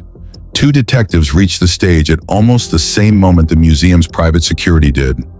The detectives flashed badges. The security men, seeing which way the wind was blowing and who had legal standing, wisely chose irrelevance. One detective, a broad-shouldered woman in a charcoal suit, looked at Harlan and Elaine. "Don't leave." Elaine drew herself up. "On what grounds?" The detective replied, "You'll love the paperwork." Harlan turned toward Arthur, then with a kind of naked hatred that had probably always lived under the charm. "You think this makes you clean?" Arthur met his eyes. No smile, no flinch. "No," he said. "It makes me late." That line hit the room in a strange way. Not like triumph, more like confession. because everyone there understood at once that public justice did not erase private failure. Arthur wasn't pretending innocence anymore. He was only refusing further cowardice. Harlan made a move then, not to attack exactly, but the kind of sudden forward motion men revert to when language fails them and panic floods muscle before thought. The detectives caught him instantly, one hand on the arm, one at the shoulder, not rough but final. Elaine did not resist physically. She stood frozen, white-faced now, every inch of cultivated control reduced to posture. A detective approached her with less hurry because people like Elaine sometimes implode more slowly. "Ms. Porter," he said, "we need you to come with us." "This is absurd," she whispered. Naomi, below the stage, answered without looking up from her folder. "That's one word for it." Cameras flashed now in earnest, no longer for gala photos, for evidence, for downfall, for the front page. The atrium had turned inside out. Donors were gathering coats early. Board members were whispering to lawyers on their phones. The museum director looked as though someone had died beside the sculpture. One reporter already stood on a chair at the back for a better angle. Servers had abandoned all pretense of service and were staring openly. Victor tried one last time. "Arthur," he called from near the aisle, voice cracking just enough to show the fear under it. "I didn't know all of it." Arthur looked at him. There are apologies that deserve witnesses, and there are excuses that only reveal the speaker more fully. "How much did you know?" Arthur asked. Victor opened his mouth. Nothing came out. Arthur gave a small nod, as if that silence itself had answered the question. Then he turned away. The detectives led Harlan off the stage first, one hand now firmly at his arm, as the older man sputtered about counsel, defamation, context, betrayal, board authority, optics, still talking in the language of management, while everyone around him looked on with a contempt so visible it seemed to alter the light. Elaine followed, chin high, until she passed the third row and caught the stare of an elderly donor woman seated on the aisle. The woman's expression was not dramatic, just hard, clean, final. Elaine looked away first. When they were gone, the atrium did not recover. It merely sagged into truth. Arthur remained on stage alone. The giant screen behind him had gone dark. A microphone waited in his hand. 100 faces waited in front of him. No one prompted him to speak again. So he did. "My mother spent 10 years paying for my ambition," he said. The room listened in total silence. "I let people close to me treat her like a liability, because somewhere in me, I had already begun doing it myself." No one moved. Arthur glanced once toward the empty space where Harlan had stood. "I'm not asking anyone here to admire what I'm doing tonight." His voice roughened slightly there, the first true crack in it all evening. "I'm telling the truth in public because private silence is how she disappeared." He lowered the mic a little. "Some of you invested in my company because you believed in discipline, efficiency, clear-eyed decision-making. Fine. Here's a clear-eyed decision. Any empire that requires you to bury the hands that raised you deserves to burn down to its beams." That one held. Not a slogan, not polished, something heavier. Across the room, the gray-haired donor who had stood earlier remained on his feet. He began clapping once, slowly. No one joined him at first. Then the elderly woman on the aisle stood as well and clapped it. No smile, just respect. A third person rose, then 5, then 20. It was not gala applause, it was not celebratory. It sounded almost severe, a standing recognition not of victory, but of a line finally being drawn. Arthur did not bow, he did not smile.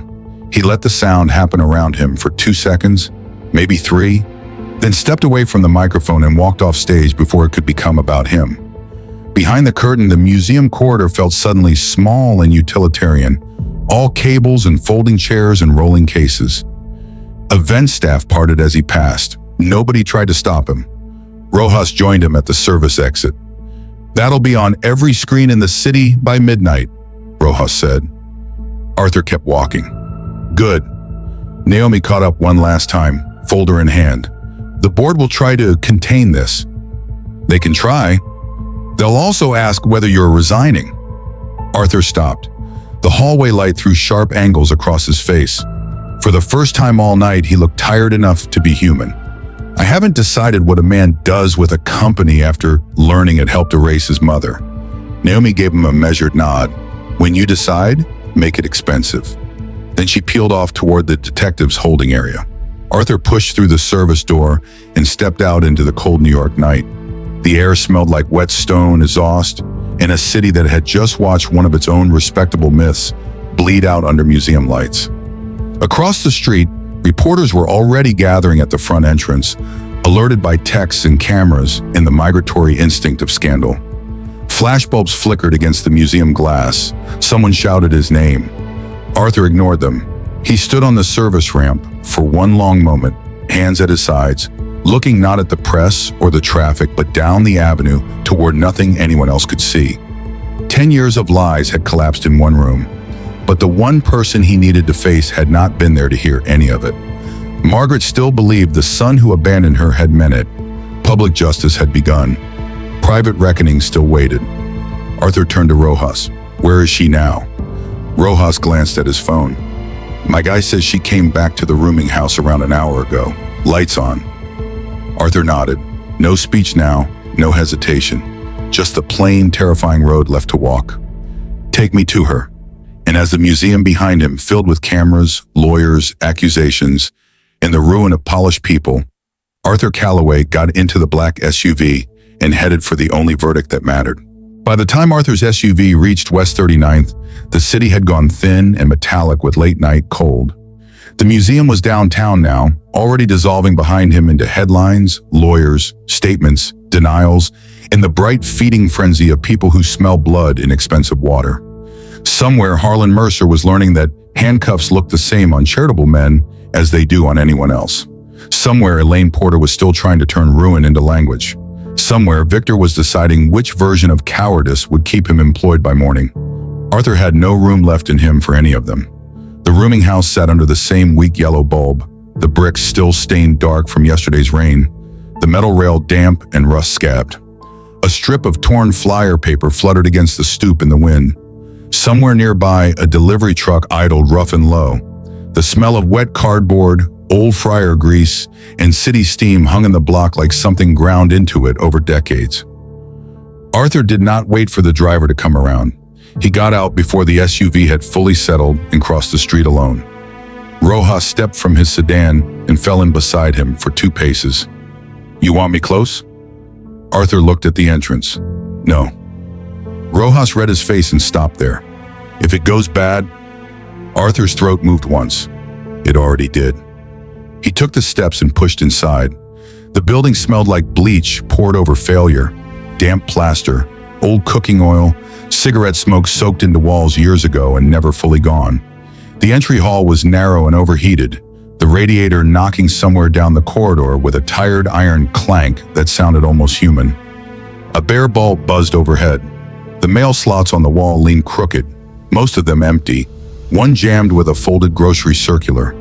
A television played faintly behind a closed door on the first floor. Laughter track. Wrong place for it. Arthur climbed the stairs. The treads bowed slightly under his weight.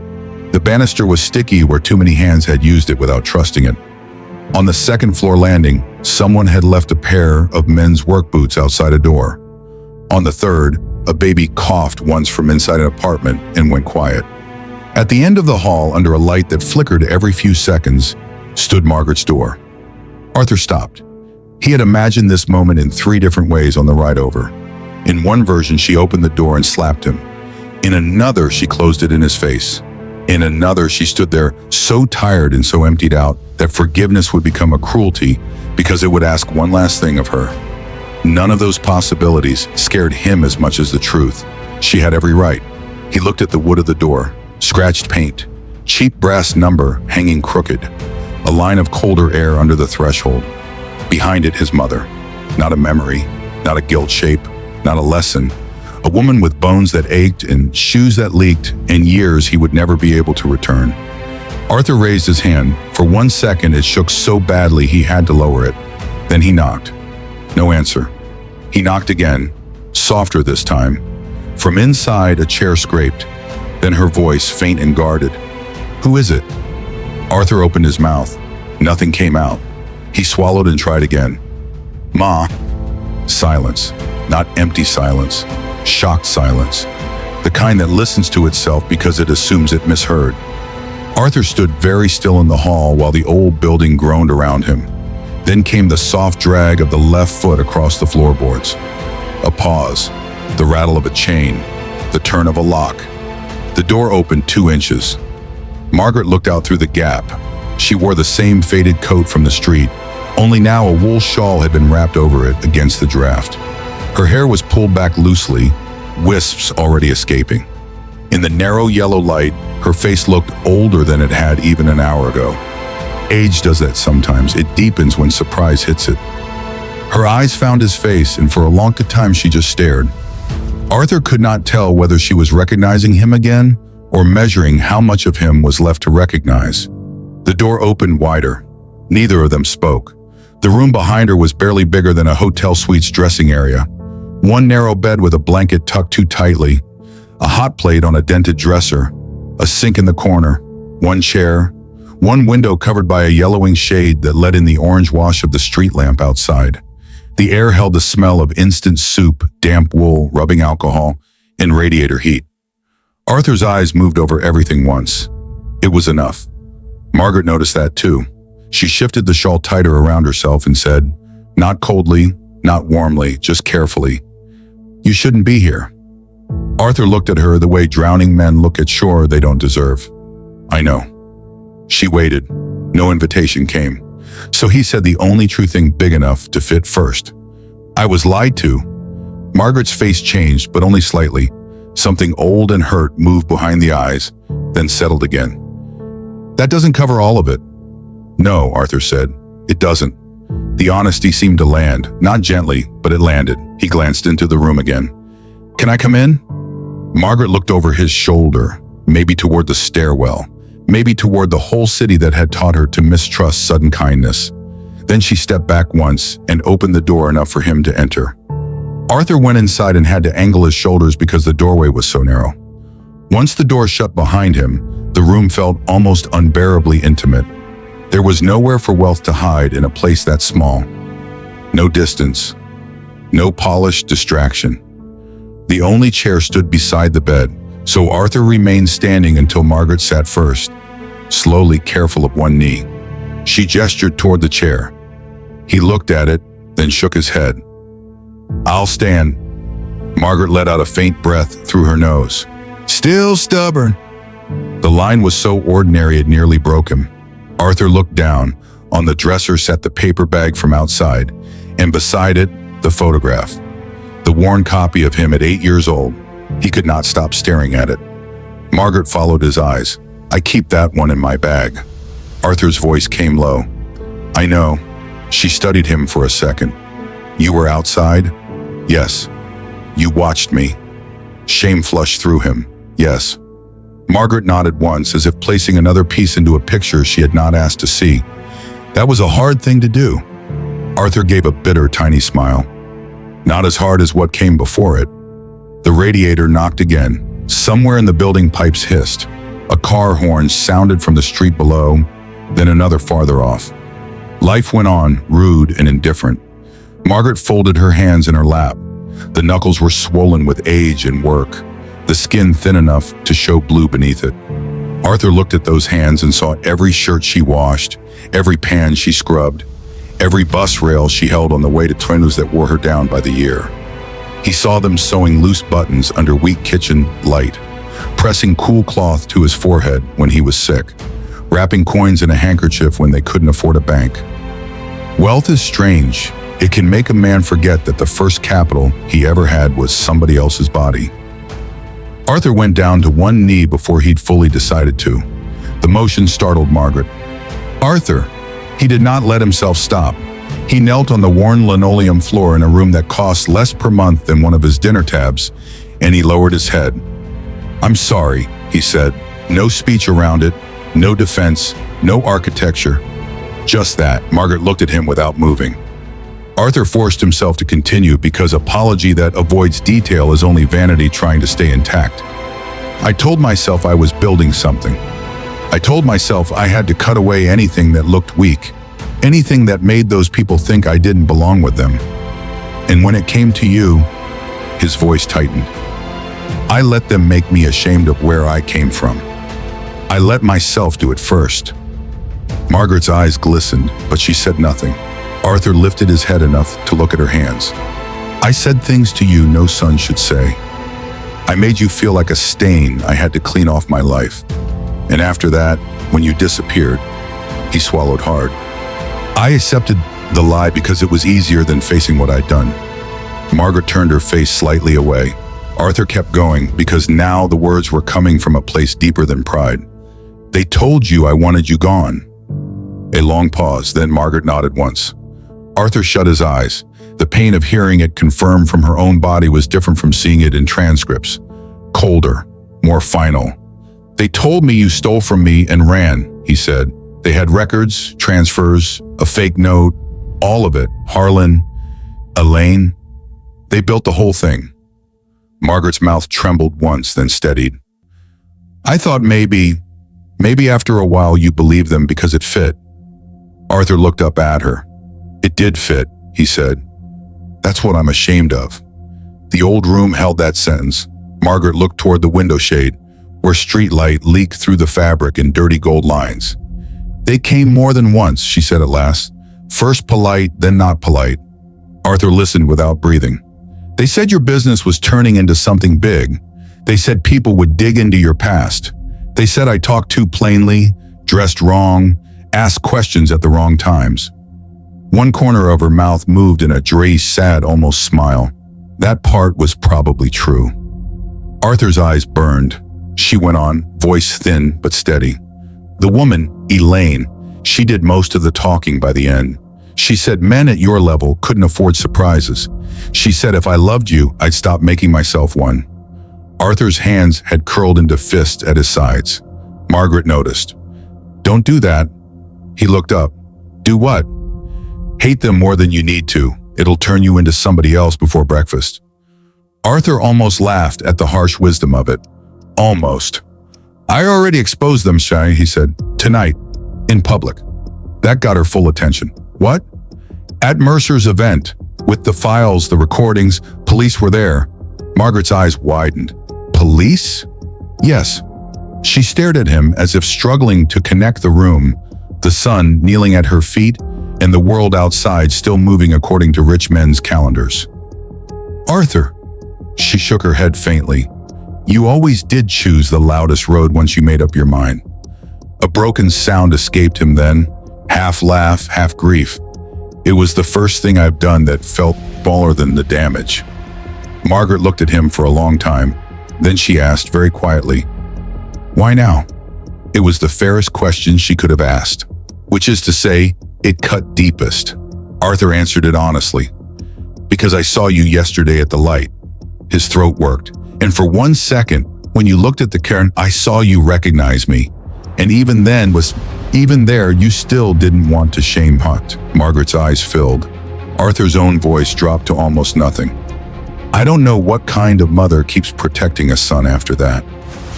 Margaret looked at him with a sadness so old it had become gentle. The same kind who loved him before he had anything worth protecting. That did it. Arthur bowed over her hands and wept. Not elegantly, not like men in movies who preserve their profile. It came out rough and humiliating and real. Shoulders shaking, breath catching, forehead against the backs of her work-worn hands. Years of discipline failed at once. All the polished restraint that let him negotiate land deals and panel interviews and private betrayals without ever showing fracture. It collapsed on a linoleum floor in a cheap room under a bad radiator. Margaret let him cry. She did not rush to soothe him, and that mercy mattered too. She knew enough of pain not to interrupt it for appearances. Only when the first worst wave passed did she move her fingers into his hair the way she had when he was little and feverish. Arthur felt that touch and nearly came apart again. There now, she whispered. The words were old, so old they belonged to a version of the world before ambition, before shame, before the men and women who taught him to sand his own history off until even his love bled. He raised his face slowly, eyes red, breathing unsteady. I don't deserve this, he said. Margaret's hand remained against his temple. Deserve has very little to do with family. If it did, none of us would survive it. Arthur gave a raw, broken laugh. Then he looked at her room again. Really looked. The medicine bottle by the sink, the hot plate with one saucepan, a pair of stockings drying over the radiator, the frayed hem of the blanket, the plastic grocery sack tied around the window latch to block a draft. His shame returned sharp enough to stand him up. "This ends tonight," he said. Margaret's brow furrowed. "What ends?" "This," he gestured around the room, then immediately regretted the violence of the motion. "Not you, not..." He steadied himself. "You living like this. You being cold, hungry, alone. All of it." Margaret's expression changed in a way he remembered from childhood. The look she wore when she knew exactly how hard he was pushing and exactly what part of that push came from guilt. "I'm not moving into one of your glass towers because you feel terrible," she said. Arthur almost smiled through the wreckage. "That sounds like you." "It should," he nodded once. "Then not because I feel terrible." "Why then?" "Because you're my mother." He drew a breath. "And because if there's any part of my life worth salvaging, it starts by bringing you somewhere warm where nobody can threaten you again." Margaret looked down at her lap. "Warm sounds nice." He waited. She added, still looking down, "But I'm not being put in a back room with nurses and expensive fruit like some apology project." Arthur let out the first true laugh he'd managed in days, wet-eyed, exhausted, but real. "You have my word." Her mouth twitched. "Your word used to travel farther." "I know." She looked up again.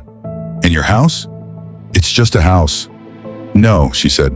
"Nothing that big is ever just at a house." Arthur accepted that. Then after a silence, he said, "Come see it anyway. Leave tomorrow if you hate it." Margaret studied him. Outside, the wind pushed once against the window frame. The radiator knocked like an old man objecting from the next room. In the hall, somebody laughed, coughed, and shut a door. Finally, she said, "I'll come tonight." Arthur exhaled so hard it was almost a collapse, but she lifted one finger, on one condition. "Anything." "No pity." He nodded immediately. "No pity. No press." "Yes. No people speaking to me like I'm fragile." Arthur's mouth softened. "That one may be difficult if they value their jobs." Margaret gave him the faintest trace of her old look, the one that used to stop his teenage mouth at 20 feet. "Arthur," he raised both hands slightly, "no one will patronize you." She nodded. "Then help me pack." There was almost nothing to pack. That was its own indictment.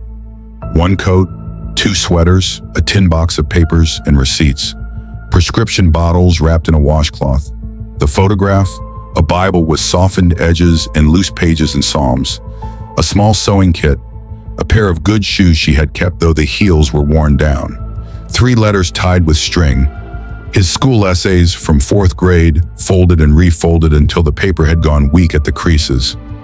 Arthur touched those last with reverence. "You kept these?" Margaret, folding the shawl, said, "You wrote one about Abraham Lincoln saving the Union and another about why old people should never be ignored." Arthur stood very still, holding the papers. The irony went through him like a blade turned gently. They left the room a half hour later. Arthur carried the small suitcase. Margaret carried the paper bag with the photograph. When they reached the stoop, the night air hit them both. It was colder now, the kind of cold that gets into old injuries and new remorse alike. Arthur moved instinctively to shield her from the wind as they descended. Rojas stood by the curb and looked away just enough to grant dignity. He opened the rear SUV door without a word. Margaret paused before getting in. She looked up and down the street, the pawn shop gate, the yellow bulb, the slick pavement, the warehouse windows, the narrow bruised slice of sky over the block. Whatever misery a place holds, if you survived there long enough, some part of you still clocks the fact of leaving. Arthur waited beside her. "You all right?" he asked. Margaret nodded, just saying goodbye to something I had never wanted to know this well. Then she got in. The drive uptown was quiet at first. Margaret sat straight back despite the softness of the leather seat, one gloved hand over the paper bag in her lap. She looked out the window as neighborhoods changed. The uglier industrial stretches gave way to cleaner storefronts, then brighter avenues, then the polished severity of wealth. Arthur watched her watching the city, trying to imagine how many times she had crossed by bus or foot while he flew over it in tinted comfort. At one light they stopped. Red. The same kind of red as yesterday. Arthur looked out at the wet crosswalk lines shining under the street lamps. A woman with a grocery cart waited on the corner, coat buttoned wrong against the cold. For a second he could see the whole thing overlaid, the previous afternoon, the rain, the glass between them, the paper cup. Before the driver could move when the light changed, Arthur spoke. "Pull over." The driver did. Arthur turned to Margaret. "Stay here 1 second." She frowned. "Arthur, what are you?" But he was already out in the cold. Not because the symbolism mattered to anyone else, because it mattered to him. He walked around the SUV, then came to Margaret's side as the driver opened the rear door. She looked up at him from the seat, surprised, wary, tired, luminous in the passing city light. Arthur went down on both knees in the street, right there beside the curb, on wet pavement, in his $1,000 coat. Margaret inhaled sharply. "Arthur, get up." He took her hands instead. Cars idled behind them, headlights washing over the scene. Somewhere a horn sounded, annoyed and brief, because New York allows grief only if it keeps moving. Arthur held her hands to his forehead. "I need to say this where I failed to," he said. "I saw you through a window and I let the car move. I will regret that for the rest of my life." Margaret's fingers tightened around his. "So hear me now. I am sorry. I am your son, and I am done passing you by." Her eyes filled again. For a long second, the whole city seemed to narrow to that patch of curb, that wet black pavement, those old hands in his, those headlights and breath clouds, and the raw exposed seam between ruin and repair. Margaret touched his cheek. "Then get up," she said softly, "and take me home." He stood. This time when he helped her from the SUV, he did it carefully, not because she was fragile, but because care is what love looks like when it finally stops performing and starts serving. At the penthouse entrance, the doorman straightened with automatic ceremony, then froze when they saw the elderly woman beside him in a worn coat and old shoes holding a paper bag like it contained a world. Arthur looked at them once. "This is my mother," he said. The men changed instantly, not performative, not fawning, corrected. "Good evening, ma'am," one said. Margaret gave him a small nod. "Evening." Inside, the lobby's marble and lilies and soft piano music no longer felt like a kingdom. They felt like a test. The concierge started to speak, then thought better of it. In the elevator, Arthur stood beside Margaret rather than opposite her. She watched the numbers climb. "That's a lot of floors," she said. Arthur smiled faintly. "It is. You always did like climbing." When the doors opened, the penthouse spilled out before them in amber light and impossible space. Margaret stepped in slowly. Her shoes made almost no sound on the wood floors. She looked at the city first, because everyone does. The windows, the height, the river lights in the distance, then the fireplace, then the long dining table no family ever actually used, then the art, then the silence. Finally, her gaze landed on the console table, on the silver frame, the old photograph. Margaret walked to it without speaking and touched the corner of the frame with 2 fingers. "You kept one too," she said. Arthur stood behind her, ashamed of the dust that had been on it, ashamed of the years. "I didn't honor it," he said, "but I kept it." Margaret turned back toward him. "Then start there." That night he gave her the master bedroom and took the guest room without discussion. She objected once, he ignored it once. The matter ended the way some family matters should, with no committee and no speech. Before she slept, he brought in tea the way she used to make it, though the first cup was too weak and the second too strong. She drank the second anyway. At the door, she looked at him and said, "Arthur?" "Yes." "I'm not fixed because I'm in a nice room." He nodded. "I know. I'm still angry." "I know. I may be angry tomorrow too." He almost smiled. "I'd be worried if you weren't." That earned him the smallest ghost of the old Margaret smile. Then she said, "Good night, son." He stood there after the door closed, one hand still on the tray, and let those two words settle into him like warmth reaching a place that had gone years without blood.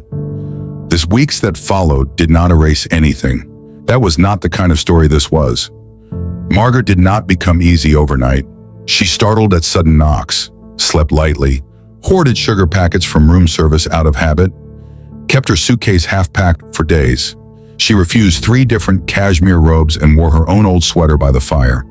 She did not speak to Arthur for long stretches some mornings, and when she did, she sometimes said the truest thing in the room, whether it was polite or not.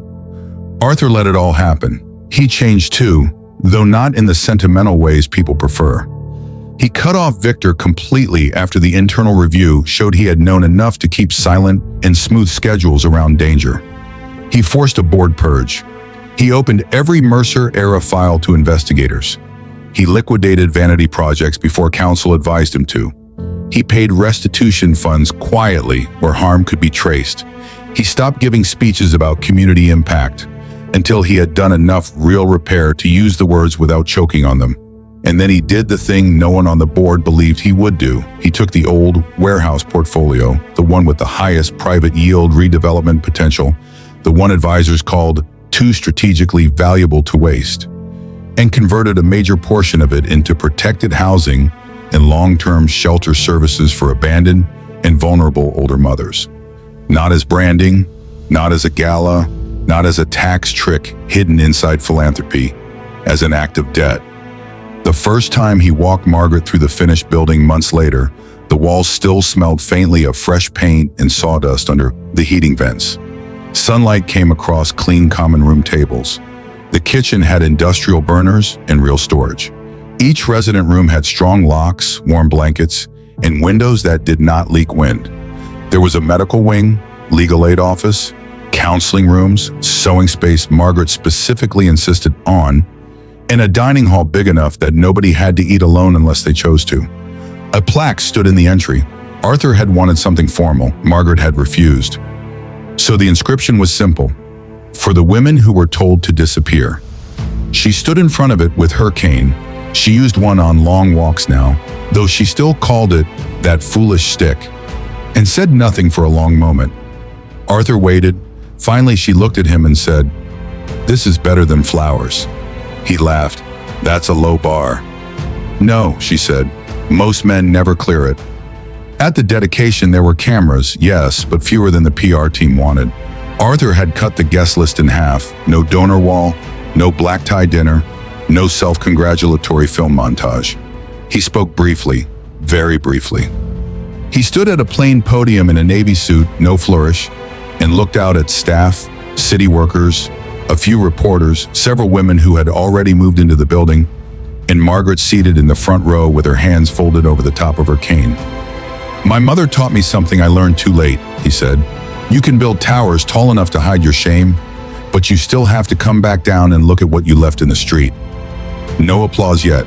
He continued, "This place exists because love should not have to beg at a red light." That landed, not like a slogan, like a fact. He stepped away from the podium after that and refused a longer press segment.